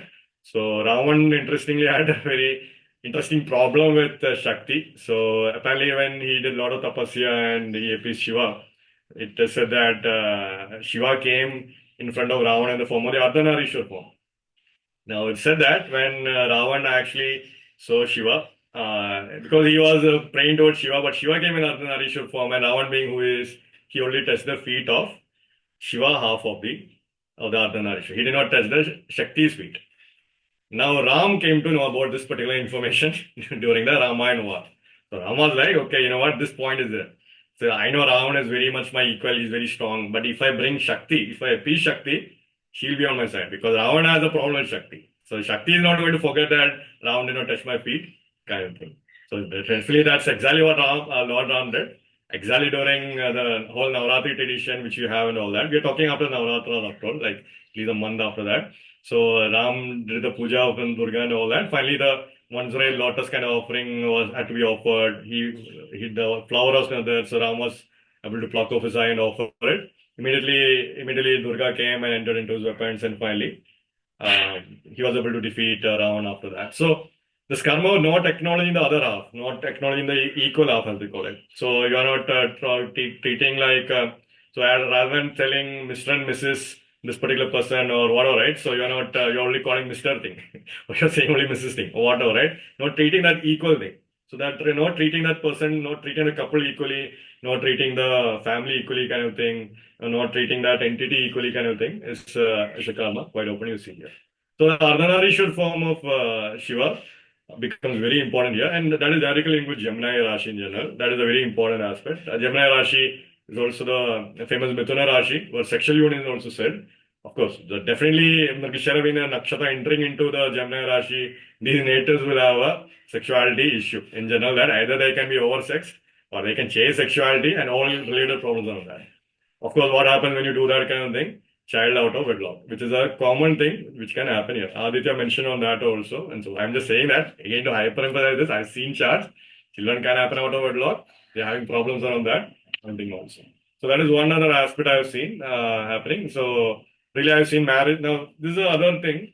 Marriage is happening after the child is born. Husband and wife is stuck for 18 years. They are unfortunate. They are not happy at all. That's a serious problem now. This is a real problem. This is a real thing that can happen here with these natives, actually. I've seen that kind of thing going on quite often here, actually. The other aspect I've seen is also, so that's one thing I've seen going on, without doubt. And so forth. Now, of course, I think Dr. Pai also mentioned adoption and all that, if I'm not mistaken. That is one aspect I've seen going on. The other thing also is that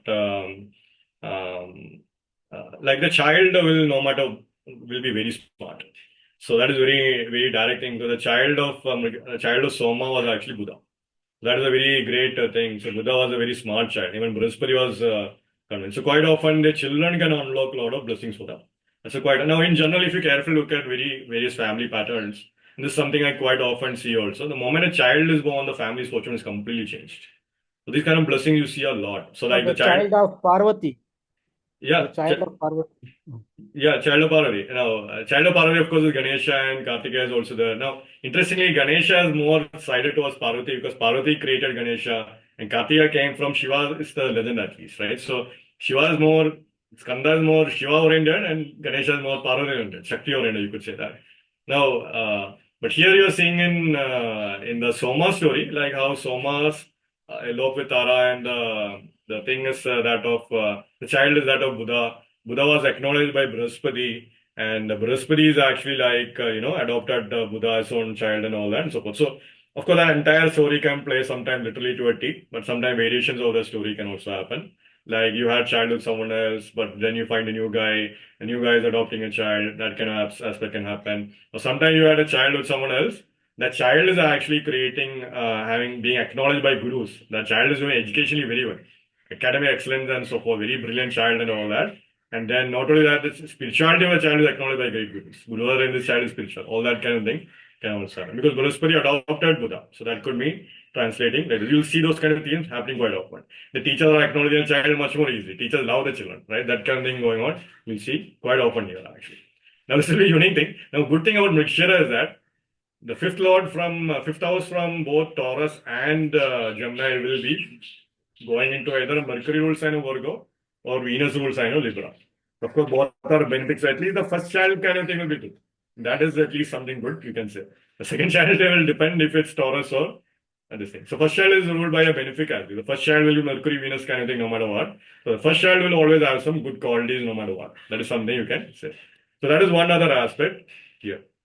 So this whole child thing and all that I've seen play out in many ways. So sometimes marriage, children out of wedlock, like you look at couples, their Facebook date for marriage is completely just 7 months from the date of like childbirth. So you know that definitely that kind of thing happening. So typical thing you can see like that.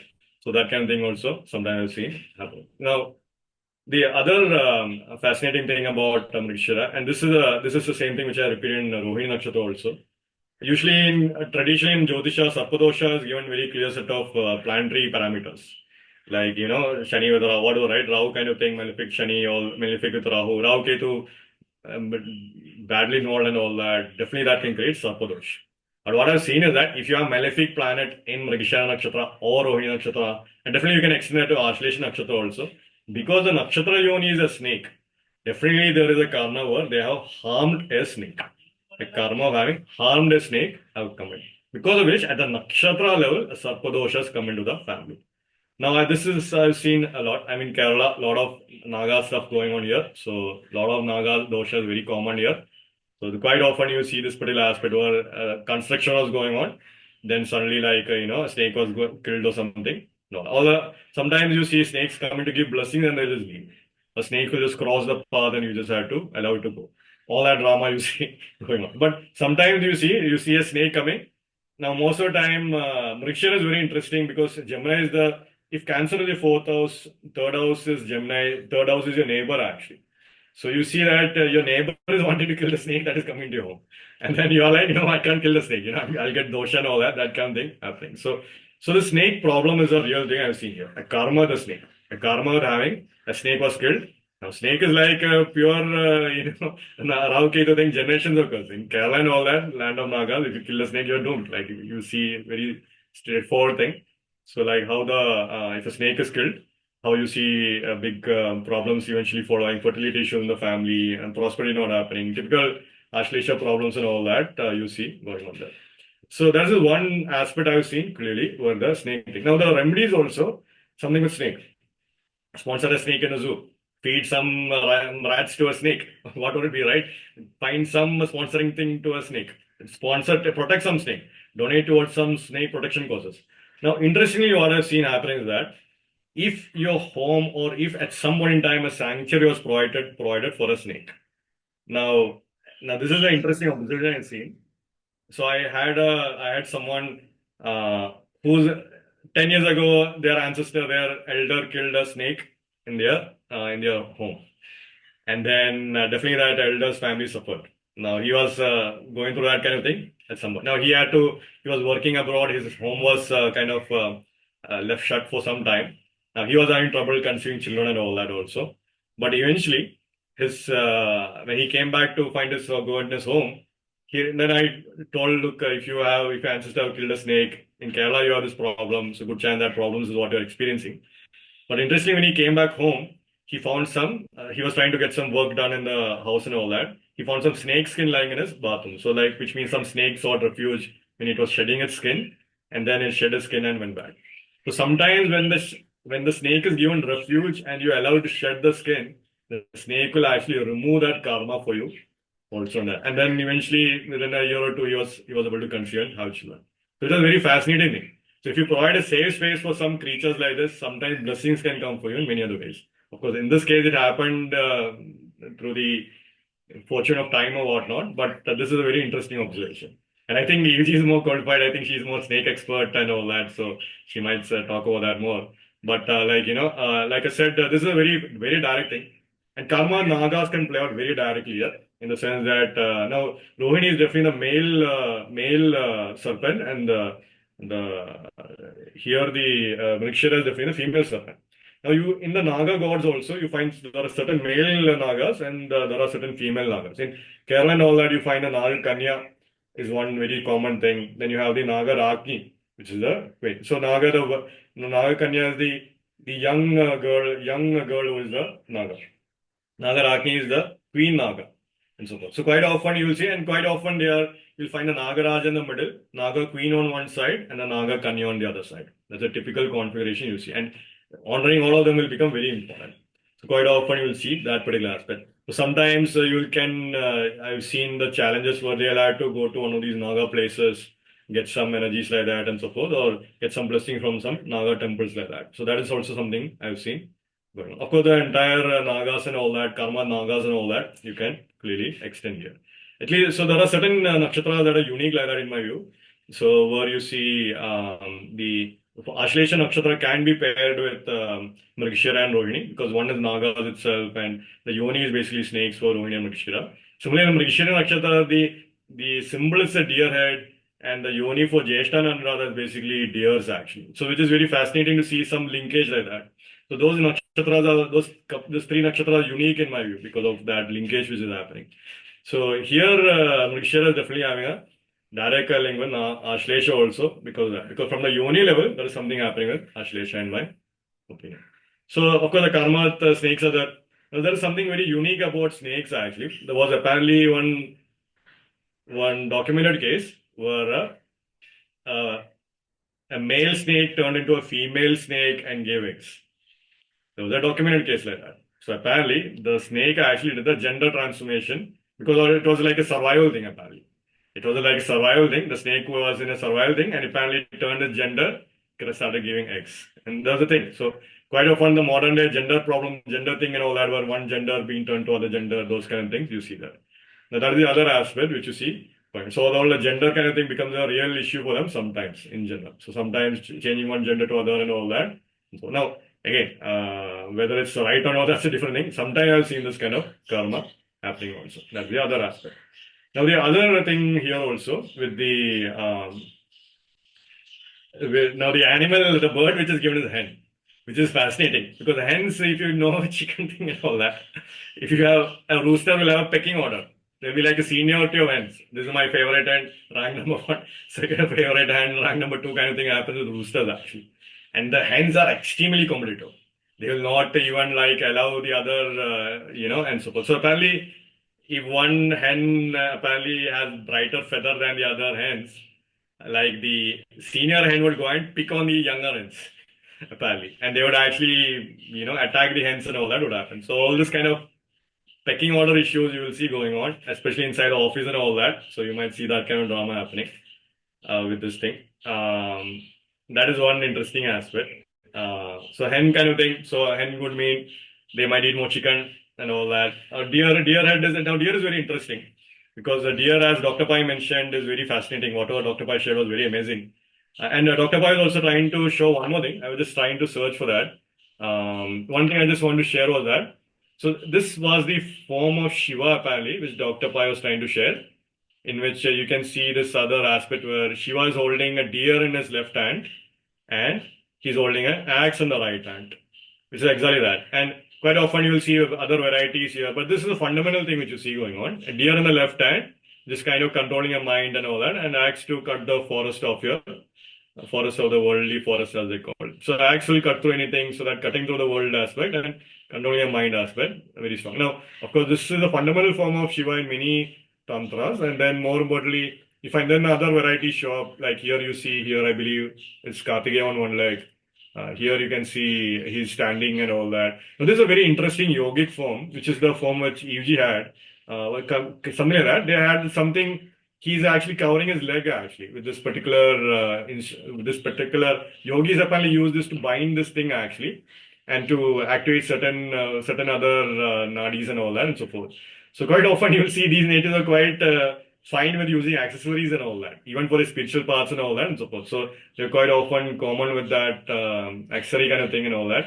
So this is one other aspect. So this particular aspect of Shiva, where he's actually, holding an axe in the right hand and a deer in the left hand, and then that particular form of Shiva was very ancient actually. So that's considered to be a very old form, as I mentioned. And definitely in the old tantras, they mentioned this particular form of Shiva. And that was considered to be a foundational form whenever spirituality, whenever Shiva Aradhana used to happen. And it is very fascinating because you find this form being very relevant in deeper sadhana of many other deities. So you find that sometimes the sadhana, the tantric text you see, a lot of just, initially this form is kind of elaborated a lot. Only after that the other form is basically coming forth, which is what you see quite interesting in many of the texts which you find out there. This particular form, the deer and the axe and the other two hands. And then only after that form is elaborated upon do you find the other kind of thing which is very fascinating. Now, of course, there are other varieties and all that, depending on the text and all that, that is different. Now, the deer is very fascinating. Now, deer is an animal which is hunted. So at some point in time, hunting problem, they have a problem because they hunted something else, or they are being hunted, or they are a hunter by nature. All that karma I've seen happening. So either like in the sense that reminds me of someone who had a problem because her boyfriend was actually had a hunting license or whatnot, and she had a problem with that. So of course not an Indian problem. Indians don't really hunt it out, but well, maybe North India or forest regions or whatnot. And North America and all that, at least when I was in Virginia and all that, you have a deer license, you have to get a license to hunt and all that and so forth. So that particular thing and all that, you can see this karma hunting as energy. Now, this is very fascinating. Sometimes I've seen people, this is very fascinating again, because I met people also, like still they do, like the Native American tribes, so descendants of Native Americans who are still living or modernized also. They basically hunt their own food even to this day. They go and hunt their own deer, they get that deer, they use bow and arrow to hunt it, and then finally get that deer. That deer is still used for their food and all that. So all that karma I've seen and so on. Now, interestingly, this man was an expert in the snake style martial art thing, which now perfectly fits. So you see this particular aspect where why the hunting person was easily able to master the snake energy kind of thing much more easily. So that's very interesting thing going on. So that is one other aspect. Now, deer is very interesting because quite often the trophy concept, the hunting trophy idea is also there. I hunted this creature, this is the deer, this is what I hunted kind of thing and so forth and all that. So this hunting trophy thing. So this trophy mentality will be very strong for this nature. I've been there, I've done that, this is my trophy thing for that. That kind of thing going on will happen. So quite often I've seen, just like how a hunter would keep the deer head as a trophy and all that, quite often they'll have their own other trophies. Now, this can be extended to many other aspects. So I've seen like either they have a trophy wife, they'll have a trophy husband. I've seen trophy other kind of positions and all that. I've been to this thing, I have this trophy kind of thing. I've been to this event, I got this thing, all that. That trophy concept, that trophy becomes very important. That's how they think. They want that kind of aspect much more. So that is one other aspect also, which I want to highlight. Now Soma is a very interesting thing. Now, E.G. explained beautifully about the immortality and all that. So sometimes I joke that may all of us be immortal, right? So then we are now, and of course Aditya is very unhappy whenever he hears that. But anyway, usually immortality is a very interesting concept. Immortality is a very interesting concept because usually like we definitely what is permanent, what is not permanent, all that really worthwhile thoughts to ponder upon. Very, very important point. But the Soma is the legendary Jews that was definitely that gave immortality, that at least gave you so much boost of power and all that, so that you actually would be immortal. You would feel like an immortal. And definitely there are many theories out there. Some people are saying mushrooms and all that, certain mushrooms and all that is fine. I won't discourage all that. But there used to be, there still happens. There is a Soma Yaga that still happens. Soma Yagya and all that still happens actually. In Kerala and all that still goes on. So in 12 years, once in 12 years and all that, they do this Yagya. Apparently, the very interesting thing about this Yagya is that you have to use a Soma plant for this Yagya, is what they say. Now, the Soma plant apparently has to be plucked from one particular hill under the moonlight in one particular month. Now, I don't know what the month is and all that, but this is something I have come across, which is very fascinating information and so forth. So in the sense that this, now think about that, right? Moonlight is moon, which is Soma, and definitely it is some hill and all that. And that hill apparently is still like being passed on, like generationally it's like belongs to king and all that. Only the entire Soma, whatever happens in Kerala, you have to go to a hill and get it kind of thing. So some mystical energy, some energy has been, some Soma thing, some historical energy might have been established there and all that is actually apparently what the legend is. So no one knows what the origin point is, but still that the descendant of the royalty originally who still owns that hill kind of thing, they have that. So it's a very fascinating concept. So this idea is finding something in the forest. going into the wild unknown kind of thing, going into a place where there are too much energies. So think about that, right? So we come, if we live in a city kind of thing, it's very urbanized, very kind of set kind of structures and all that. The moment you enter into forest, it's like full filled with life, but it's not at all urbanized. That this is a starting point for that. So quite often you will find that these natives at some point in time will have that call to go to a forest. Will have to find that go to the go to some place where there's a plethora of life, where there is so much abundance of life that they are actually looking at it deeply. And this is an actual thing I've seen happen with native. They have to do that. It's like there are some people are perfectly fine if they are in their apartment all day long. Doesn't matter, an entire lifetime they'll be fine in the apartment. And nowadays it's an unfortunate thing, but that's the reality for some people. These natives will have to go to a forest. Now, other Nakshatra native and Mrigashira Nakshatra natives I've seen they'll have to go to the mountains. That's a straightforward thing I've seen. Now, mountains usually happens that now Shiva resides in Himalayas. Quite often I'll see they will be drawn to the Himalayas. It's like a magnetic pull. One way or other, they'll end up visiting the Himalayas. They'll end up going to Rishikesh. They'll end up going to like one of these Himalayan temples like Badrinath, Kedarnath, and all that. At some point in time, that just happens for them. And then usually I've seen from that point on, a lot of things calm down for them. So famously, if Parvati was daughter of the mountains actually. And definitely that mountain energy becomes very strong. So there's a draw to the mountain is something I've seen. And in mountains and all that, still they do completely very pure life kind of thing. Very pure mountain-wise life. Mountain life is different. It's like village life in India is kind of different. Mountain village life is completely different. You see that kind of thing going on. So this complete mountain thing is something you see. And this call to be in the mountains, the call to be in the wild, the call to actually like connect with that deep mountain energy is something you see going on.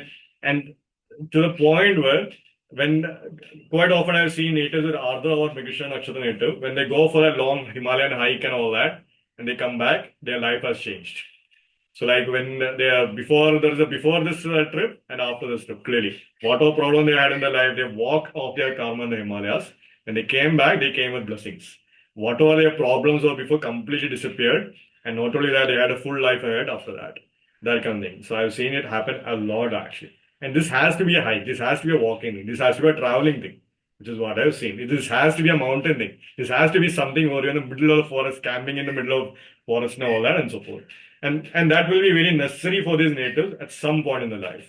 And now, Ardha Nakshatra native, it is a need. It's like not a necessity, it's a need kind of thing. They'll have to do it no matter what. It's like it's their lifeblood kind of thing because the world is crazy anyways. Ardha Nakshatra natives call that out very directly. But Mrigashira Nakshatra natives be between that point. They are in that city point and they'll have to go to that wild thing no matter what. So that becomes a very direct thing here. That's one big, huge thing I've seen here. And I've seen karmas around that. I've seen big karmas around that also. So like karmas unfolding around that is a very powerful thing which I've seen. Now the Soma thing is something is really fascinating. Now I think after I talk on that, I'll kind of end also. So the Soma is a very interesting thing in the sense that it is a liquid which was the Amrita. Now it's very interesting. You have Soma and then you have Amrita. Amrita is kind of differentiated, but many people look at Soma and Amrita equivalently. They look at it equally also. Now, but Soma and Amrita is actually, but Amrita is a different, it is immortality itself, which is promising the thing. Promising immortality is with Amrita. Elixir of immortality is usually Amrita actually. But Soma is given high status as a Amrita. That's how I would like to rephrase that. Now, Amrita is like immortal nectar. You'll be a god, you'll be living forever, that particular aspect. You're a deva at that point in time. But Soma is very fascinating. Soma is something is as powerful as Amrita. That is also one more thing. So in the elixir thing, if you're using, this elixir is as potent as the original medicine, if that makes sense. That is one analogy I would like to say. Now, immortality is a very fascinating thing. They say there are still Chiranjeevis going on. So Hanumanji is a Chiranjeevi. Then Ashwatthama is another Chiranjeevi. So Chiranjeevi is an actual thing going on.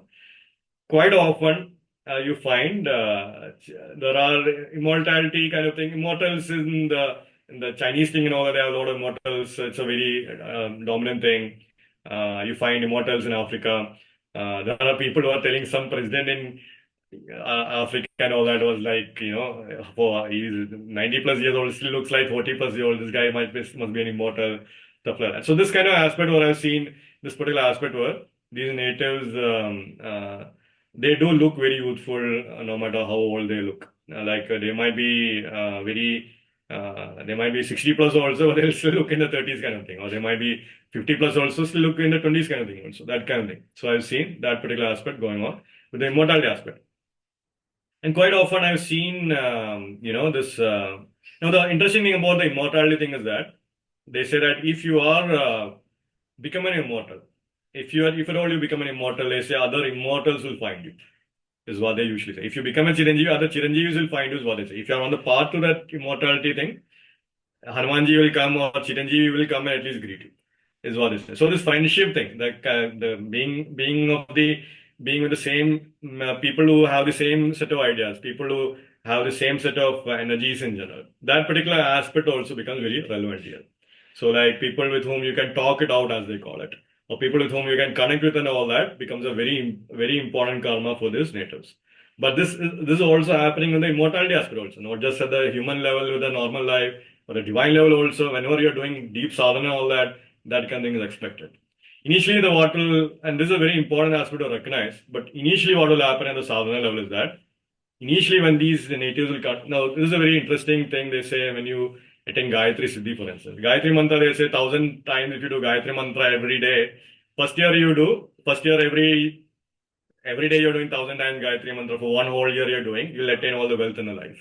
All the wealth or whatever you can attain and all that will happen.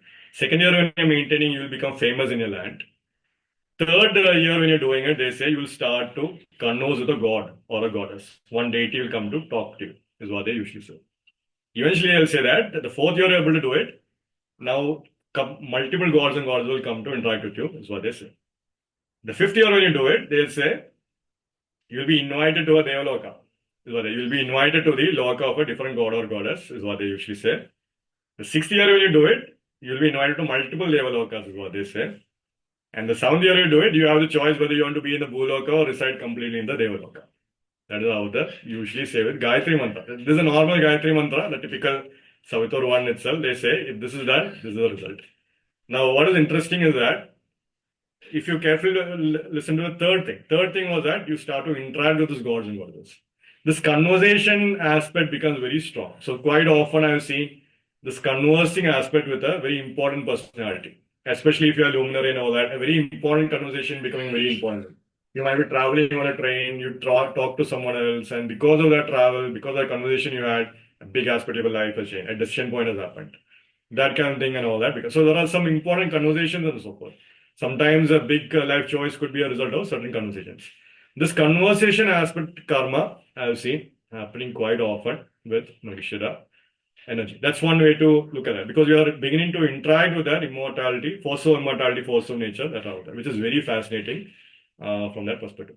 Now, of course, initially a conversation happens, then they actually take you the vibration to the loka and all that, and finally you can choose the Bhuloka as your loka, or you want to stay in this loka or not. That's what they usually happens actually. But anyway, the interesting fact is that this particular conversation bit becomes very important. And like I said, eventually connecting with that kind of similar mind, so similar energy or similar vibrational thing and all that becomes very important. Now, this becomes a very direct thing in Ardha. Whenever you talk about Ardha, it'll become very clear. But in Mrigashira, this is the starting point. The conversation of beginning, right? That particular aspect is what you see. So the sadhana, many times these natives have to start with the sadhana, they have to progress the sadhana. When the sadhana progression happens, that initial kind of setups happen, this exile event, that will happen in Mrigashira. So even to go towards immortality, you want to become immortal, you want to attain immortality, that first step needs to be taken. The first step usually happens in Mrigashira Nakshatra. That is the concept actually. You have to, Evji mentioned the highest desire. When the desire for the Devata is actually very superior, only then will you even attain the Shiva himself. So that is what this very fundamental thing that is going on here actually. That desire focus, the desire itself is actually beginning to turn towards Shiva, which is a very important aspect here. And quite often you will see these natives will definitely try one thing or the other and all that. The search for knowledge becomes a very important thing. And now search for the highest knowledge in their domain becomes a very, very important thing. And eventually that search will be converted into a spiritual search. That's something that really happens. And that search will really of course, spiritual search is what is driving the whole thing anyways. If I get the highest thing, I'll be at peace. You get that highest P or inverted P's. What is the next highest thing? So you go for next highest thing. That's a normal thing. That's a normal progression in knowledge anyways. The moment you attain the ultimate knowledge kind of thing, and definitely. Now, eventually, what you would look, and here is a very important thing, what you look as original definitions, you'll have to change. So what you look for knowledge eventually changes to experience, or what you look at experience also begins to change in multiple levels depending upon your awareness and all that. So this immortality becomes a very important, and which makes perfect sense, being it a Vishnu Nakshatra, leaving behind a legacy, the Nakshatra Devata being Soma, and all that makes perfect sense now. So that is one aspect also which I want to. Now the one final thing I'll say is that, of course, immortals do exist. Immortals exist in all worlds. Now they say like what happened to old kingdoms in India and all that. What happens to a great there are certain legendary kingdoms that finally they just disappeared or something. Like it seems like they were just there, but then just went away or something. Like good chance that they are in a higher space or higher loka, whatnot. You never know.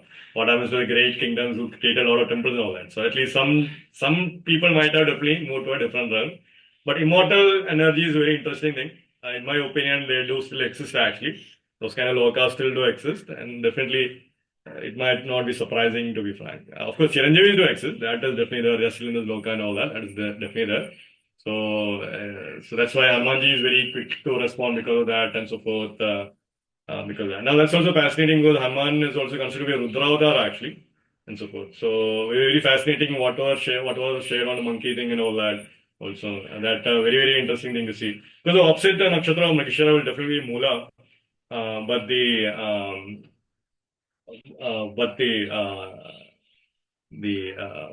Mula Nakshatra and Jyeshta Nakshatra will be the important point. And so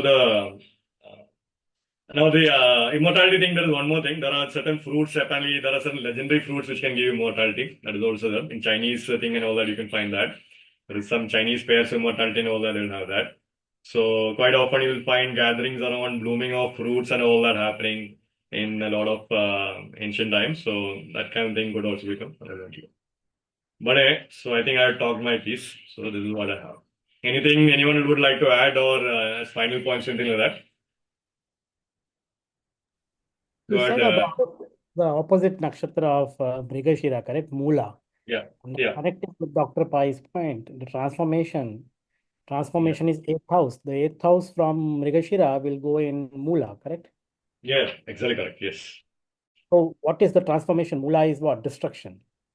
Yeah. So transformation of Mrigashira is basically resulting in Mula, which is destruction, and then from that new creation. Yes, that's correct. Exactly correct. So the transformation of Mrigashira, because I was thinking transformation of every nakshatra will have 14 nakshatra. But why specifically from Mrigashira nakshatra is that the 14 nakshatra becomes so aggressive or so important? Because that falls in again in Mula, the root. Well, also Yeah. the Jyeshta. There's the side that's Jyeshta, and Jyeshta is who gets Chandra cursed by Daksha. Oh, that's correct. Yeah. Jyeshta is the one that goes and tells that Chandra is not doing his promise. Yeah. Yeah, there was another point which Sandeep mentioned, and it reminded me of an architecture where Shiva and Parvati are depicted in a very different format. How the really old, where Parvati is standing in front of Shiva and is showing him a mirror. The mirror is actually to show that Ardra and Mrigashira are looking at each other, and she's showing a mirror is look at yourself. You are the Rudra. Look at yourself and see how you look when you get angry or you get furious and feisty and things. So immediately that Rudra realizes, look at me, that she's showing me, she's a reflection. So that means she is a mirror. So what I've seen with many of the Mrigashira people is they like to take pictures in the mirror, which means they want to take a picture of themselves, but with their cell phones, they want to take a picture in the mirror. Chitra is different. They want to take selfies, which means they want to face the camera towards them and they want to take selfies. Mrigashira wants to take a picture of themselves through a mirror. because this is very important. Why I want to say is, we want our spouses to be like our mirrors. Whenever we are giving happiness, they should also show a mirror. And when we are doing something wrong, also they should show a mirror. So they call us Ardha Angani. For the wife in India is called Ardhangani. Ardhangani means she's our better half. She completes us. That is the principle of Ardhanareshwara. The principle of Ardhanareshwara is she, which is Shakti, completes. And many yogic traditions will talk about this whole principle, which even I think Sandeep also mentioned. Ganapati comes from the left side of Ardhanareshwara, which is Parvati, which is Shakti, because it is from her skin and from the clay that she makes Ganapati. So that means Ganapati represents the Ida Nadi, which is the left nostril. Karthikeya comes from Shiva, which is the Pingala Nadi, which is the right nostril. So if you see a picture, you should see picture where Ganesha is sitting on the left side of Parvati or Umadevi or Gauri. That's why they celebrate what she was saying is Gauri Ganesh. Gauri festival is celebrated one day before Chaturthi. So the Tritiya is given to Gauri. Tithi. Gauri Tithi. Tritiya Tithi is given to Gauri. Chaturthi is Ganapati. But on the right side, you want to see Karthikeya of Shiva, because he represents the Pingala Nadi. Now, a very fascinating thing that Mrigashira, you are talking about serpents. What is the connection? And if you see the Shiva Parivar, you will observe Shiva has a serpent which is Vasuki around his neck, because he wants to say it is about his throat chakra, Vish Shuddhi chakra. Vish is because he has drank the halal, and that is where the serpent is. The Vish is there here, which means Shiva is purifying this chakra and the chakras above. Ganapati has a serpent around his waist, like a belt, which is the Swadhisthana chakra. So he is controlling the chakras which are, Muladhara and Swadhisthana. And if you see Karthikeya, his peacock is holding the serpent in the leg, crushing the serpent, and he is sitting on it. So can you see, it is mostly the lower energies of the serpents which are not seen. They is what he's crushing, is Karthikeya. And there are one forms of Shakti where you see, which Egyptian goddesses and gods will also wear. They have serpents around their head. Yeah. So have you seen Egyptian gods and goddesses have serpents here? Because that is their Agnya chakra and your Sahasrara chakra. So they have serpents here. Shiva has serpent here. Ganesha has serpent as a belt on the Swadhisthana chakra, and he is the lord of the Muladhara, which is the nearest chakra.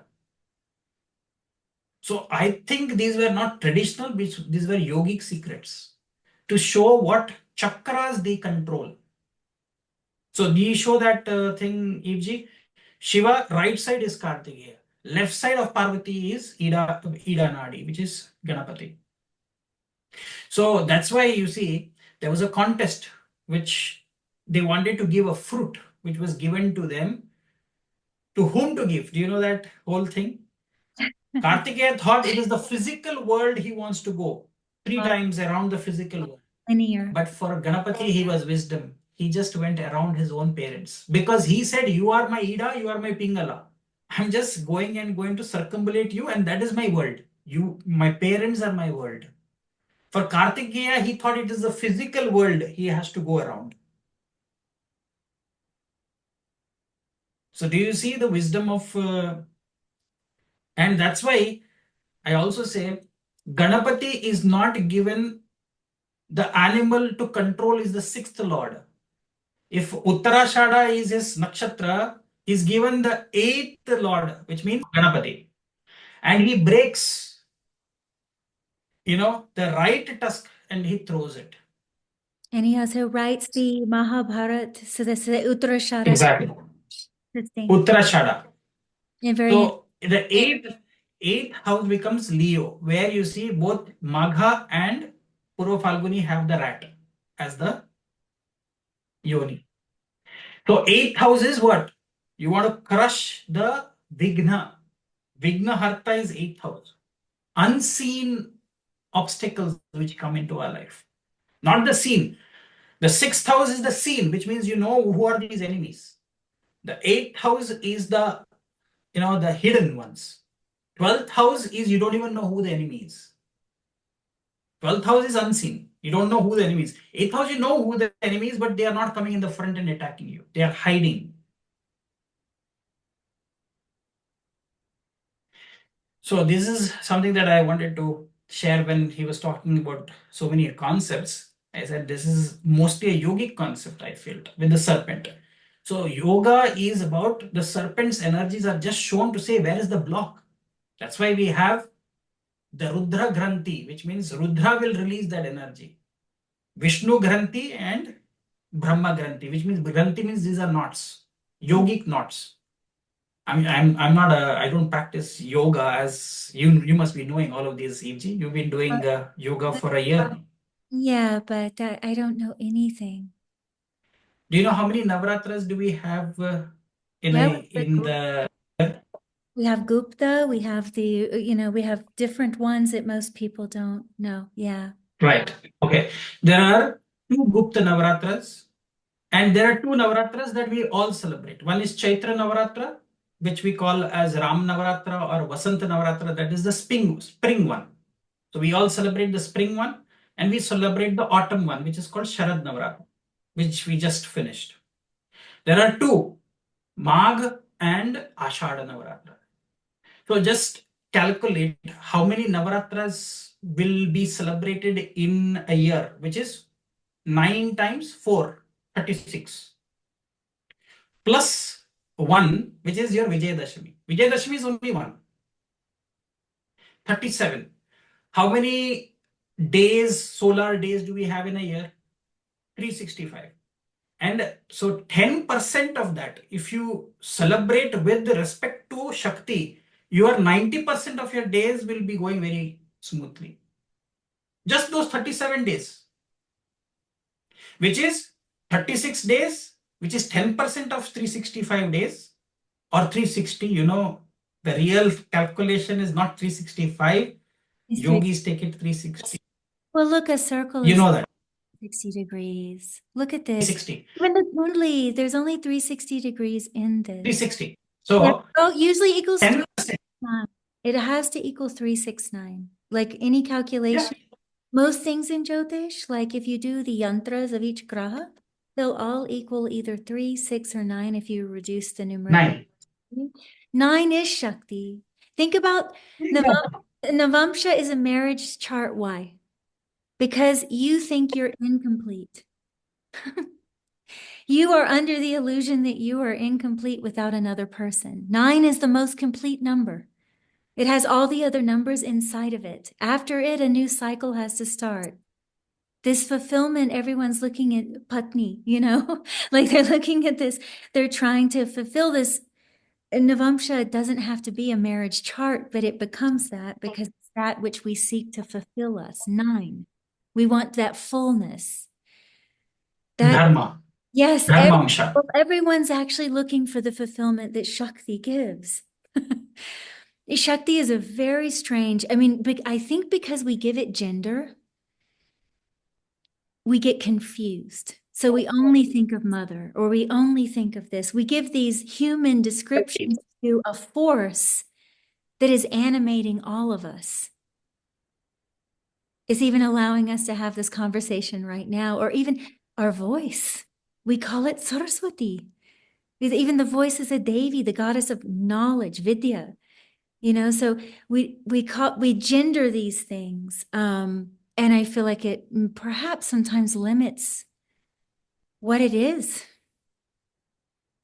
It really. That reminds me, I think you have to complete the series on Shaktis. I think you started with the series on my channel. Do you remember? You did, I think, Mahalakshmi and... I've had a really, as you guys know, I withdrew. I'm really cautious about influencing people. I live a certain way. It might be a little extreme, a lot of the practices, just what I live like. So once I started realizing I was being a little too open with that, so I just started questioning myself. So if you would like me to finish, I'll finish. It's not me, I'll take it's it. everybody. Yeah. Me. It's everybody's asking when is she coming to finish the series. I Really? think Okay, then that's my failure. Please forgive my. what you started. I think you finished 2. There's one more. I don't know. There's Saraswati. I did. Saraswati, exactly. Because when you said Saraswati, I remember, I think Saraswati is something Yeah. is pending. I didn't finish Saraswati.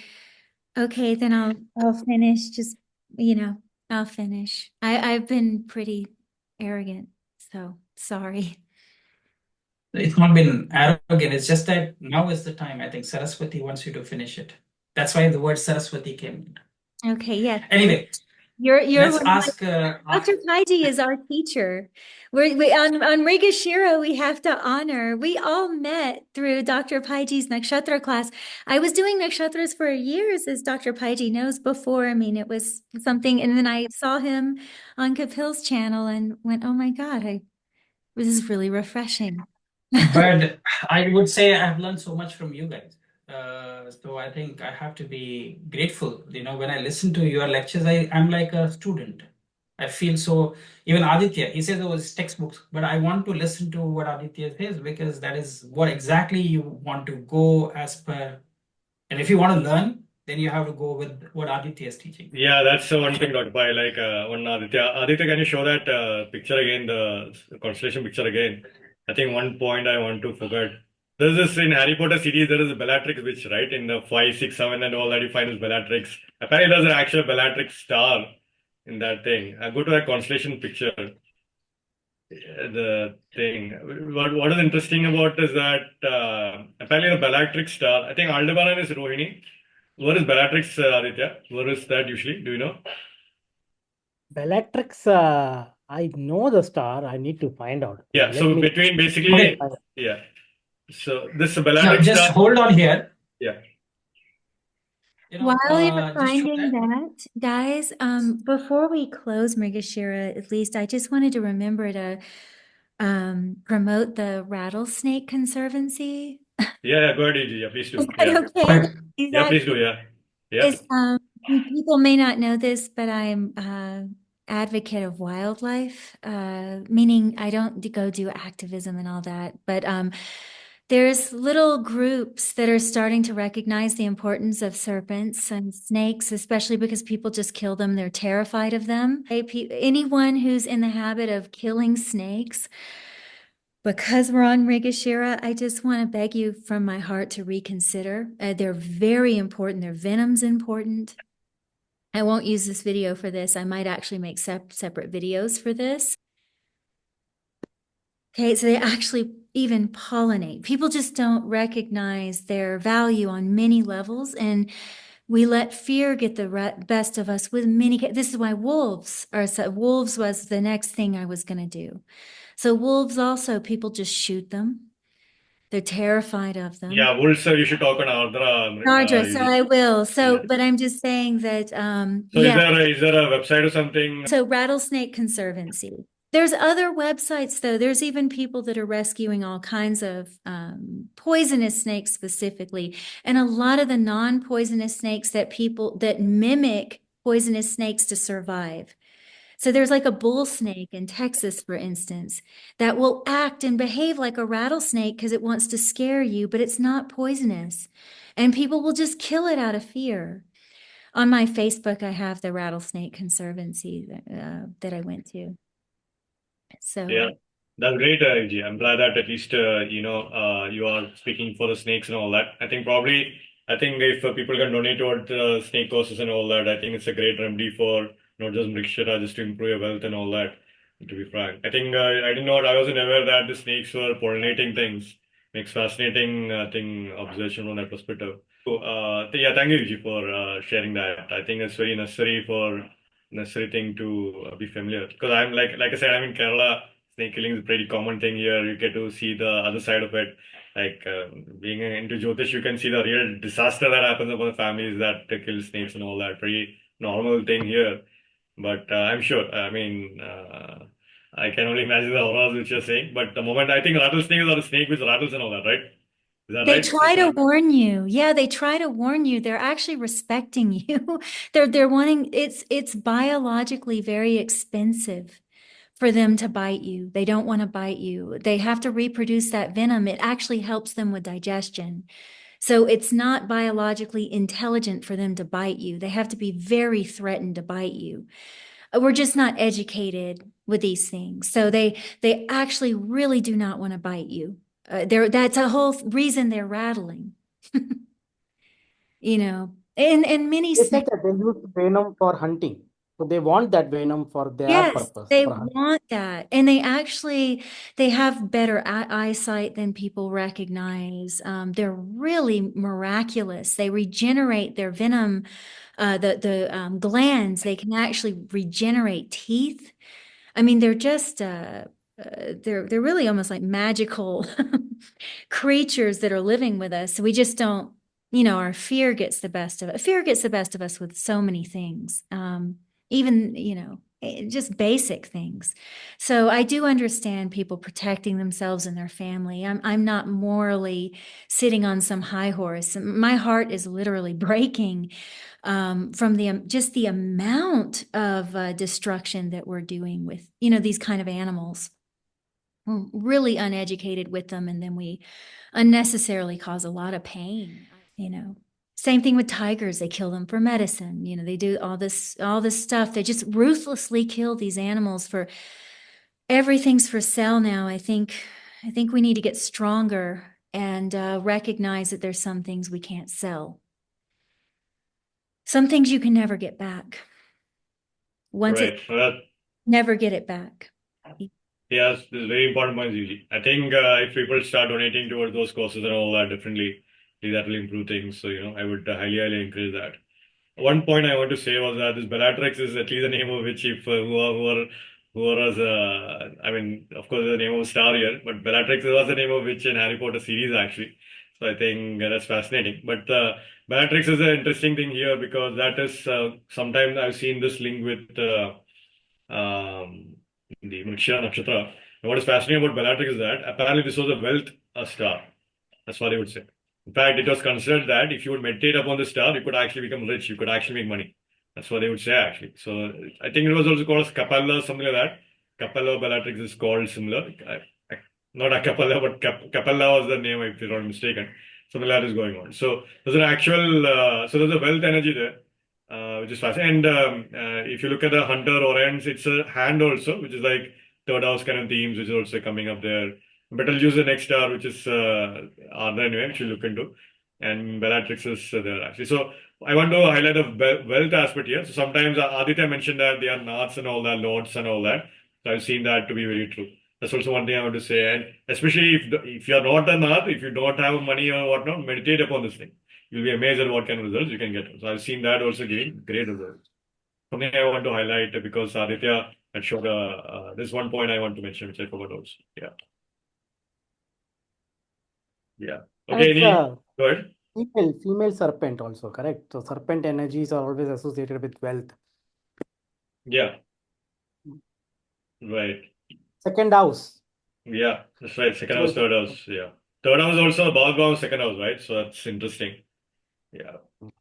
Also, The understanding that resources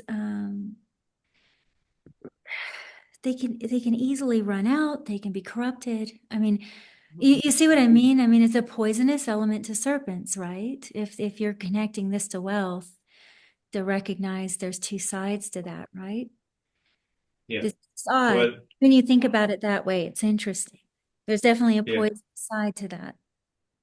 Right. So wealth is of course Maraka also, right? Second house Maraka also. Wealth is Exactly. also interesting. So many movies have been made on Nagins, Yeah, the that's body. there's a whole TV show like Netflix and all. If you search for white snake and Chinese, you'll see a lot of Chinese white snake TV shows out there. So the Nagins and the white snake thing, you can find out a lot. We talk about, yeah. Legend of the White Snake, snake things, Nagins, definitely. Kerala and all that, once in a while you'll get a Naga Kanya show. It's a pretty normal thing, Yeah. for sure, yeah. Yeah, I mean, even on the topic of Ashlesha, you have Lakshman, Balaram, you have these big figures that are born. I mean, it's Sheshnag's nakshatra, it's Patanjali's nakshatra. You know, it's even Agastya Muni's nakshatra. So I think, you know, the whole stigma around this stuff, I've heard before, now I don't know how true this is, I've heard before that Mrigashira and Rohini are the earthly serpents, the serpents of this earth. And Ashlesha, Uttarabhadra are the Nagas of Nagalok. Yeah, that's a fascinating thing because I believe there was one Chinese legend about two serpentine energies, which apparently gave them the knowledge of weaving and net making. This is also something which was mentioned as a Shakti. So, like the weaving, of course, quite often I've seen these natives are excellent in weaving. They are good at clothes, handling clothes, stuff like that. Yeah, that kind of karma. The karma for donating a sari to a temple devi or that kind of normal variation, you see that.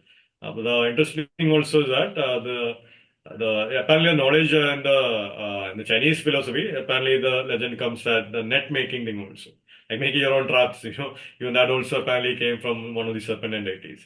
There was also apparently, I believe the Sri Aurobindo's, the mother of that Aurobindo link, apparently shared that Chinese apparently had a history where and they mated with a naga or something like that kind of thing. So something like that was going on. I mean that was what she was telling.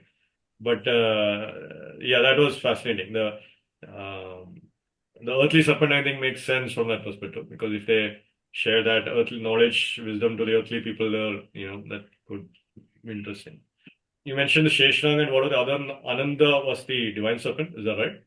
Yeah, it's Ashlesha is considered Sheshnag's nakshatra, so he's born through this, like Lakshman, Balaram, Patanjali, and then Uttarabhadra is also considered one of the Naga nakshatras. Now, that one is linked to the Ahirbundya Samhita, which is technically the Sudarshan chakra worship. So that one actually is very interesting to contemplate.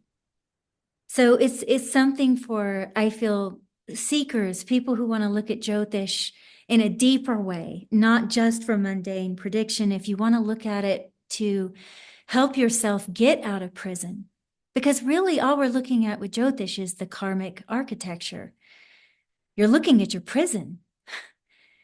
Your next life, you'll have a new prison. You won't even have the same nakshatra. It's your prison. If you want to break out, maybe there's some secrets here. No, that's great. Bollywood linked, guys. Yeah, I think this Hollywood. yeah, Should definitely we give for the Parashara conference? Should we say? yeah, of course. Oh yeah, you know what? Let me share that quickly. I think I had one slide just to do that. Oh, So okay. the Parashara thing, I was doing the Vishnu Sahasranama slokas actually. So one research I was doing was that of sharing the Vishnu Sahasranama slokas for different nakshatras. So you can see here the Vishnu Sahasranama sloka for Mrigashira Pada 1 is Supendro Vamana Pramshir Moga Shujiru Jida Adindra Sagro Sargo Dhritatma Niyamo Yama. Upendra, one who appeared as younger brother of Indra. Vamana, one a dwarf form. Pramshu, one who's big. Amoga, one whose acts are never purposeless. Shuji, one who's pure. Urjita, one who's endowed with good strength. Adindra, one who's Lord of Indra. Fascinating. Samgra, he was easily reached. Sarga, the creator himself. Dhritatma, support Jivatmas. Niyama, controller. Yama, the ruler. This is Mrigashira Padavan Vishnu Asama Sloka. Next sloka, if you look, is Vedyo Vaidya Sada Yogi Viraha Madhava Madhu Adindriyo Mahamayo Mahotsaho Mahabala. So Vedya, he can be realized. Vaidya, the knower of Vidya. Sada Yogi, using constant yogic meditation. Vira, the slayer of wicked.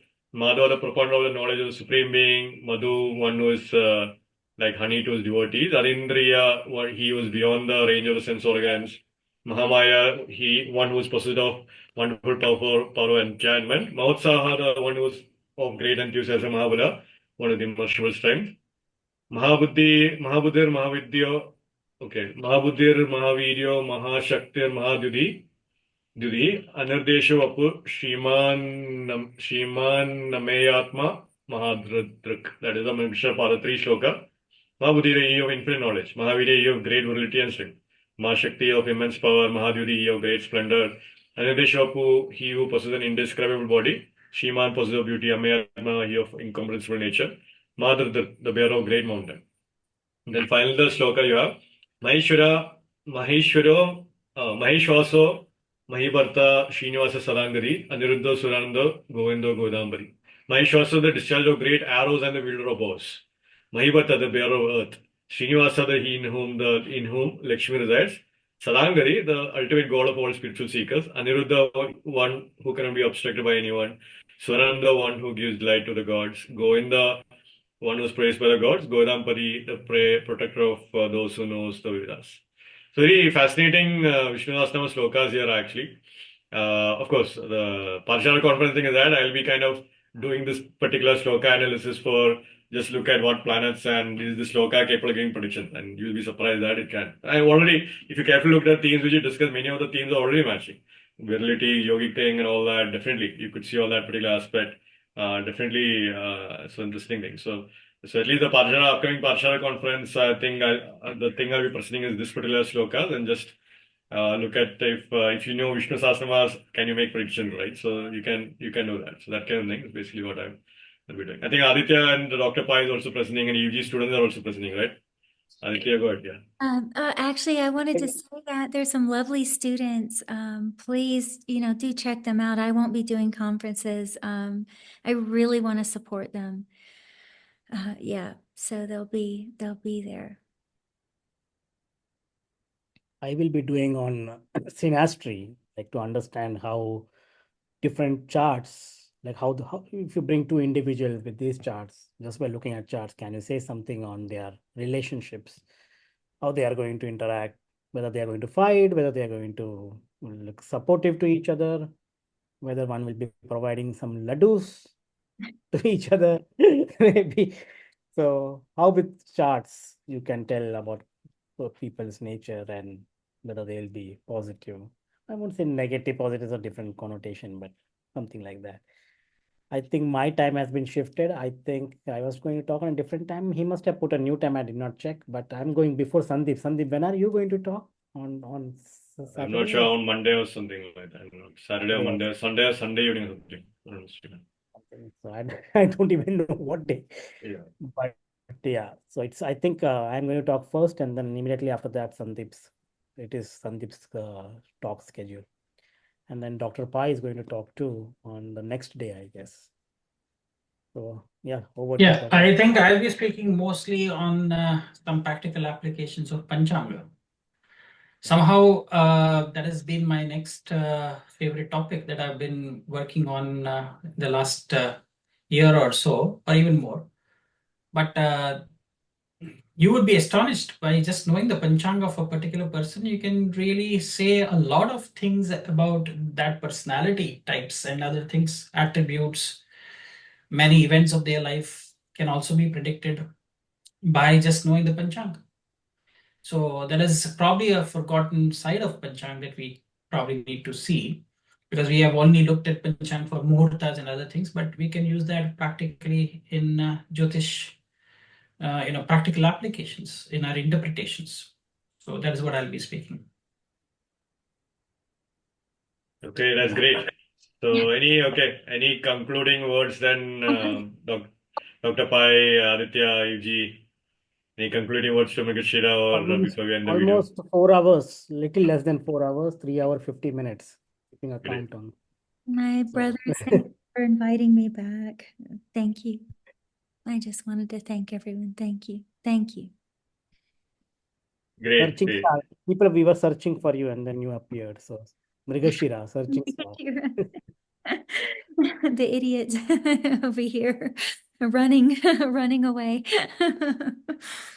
Thank you, really. So yeah, I think we can wrap up then if there's no more comments. But we had a wonderful session. So thanks to all of you guys to come and participate. Really grateful. and we should be doing more of these. Probably at a, I don't know whether we'll take another how many more years to finish. Oh yeah, I think Chris, I won't. Like, you guys have to remind me about Bauji, my teacher. I pushed myself out of You can tell about Tara Vidya too. yeah. So we have the Tara Vidya Oh, website. guys, We'll yes, be potentially yes. launching Thank future you. courses or whatnot. All that, yeah. So, Dr. Paiji, if you want to put my website, it's just eveofastrology.com again. Sure, Can, I'll put that link. they can also find Tara Vidya on my website, and they can find us on Facebook too. So I've got us. Sure. We're going to be doing things again, guys. So it is a commitment from me to carry out what my teacher said in the first place and not run away. But yeah, eveofastrology.com, you can find it. It's taravidya.org. Yeah. And yeah, you can find us, and we'll be I'll posting. put those in our description. I'll Yeah, put both. I think so around people can find. spring or so, I'll be ready to start classes again with you guys. So I think everyone Sure. should go ahead and subscribe. Sure. And I think you can put this video up there as well. Yeah. This video that we. This will be the first one. I'll post it. So next days, people will have it there. We can put all our past videos. Yeah, so probably the Tara Vidya will be like a total, Yeah. all the fighting videos will come there and all that, so it'll be interesting. So we'll just keep it like Hollywood. that. Yeah. Yes. Great. So, well, thank you everyone. Again, I think this has been a long session. Good to be back again. Good to, thanks to Mrigashira, Deities and all that. So thanks CUG, thanks Aditya, thanks Dr. Pai. Great. Namaste. Thank you to the viewers also. Om Namah Shivaya.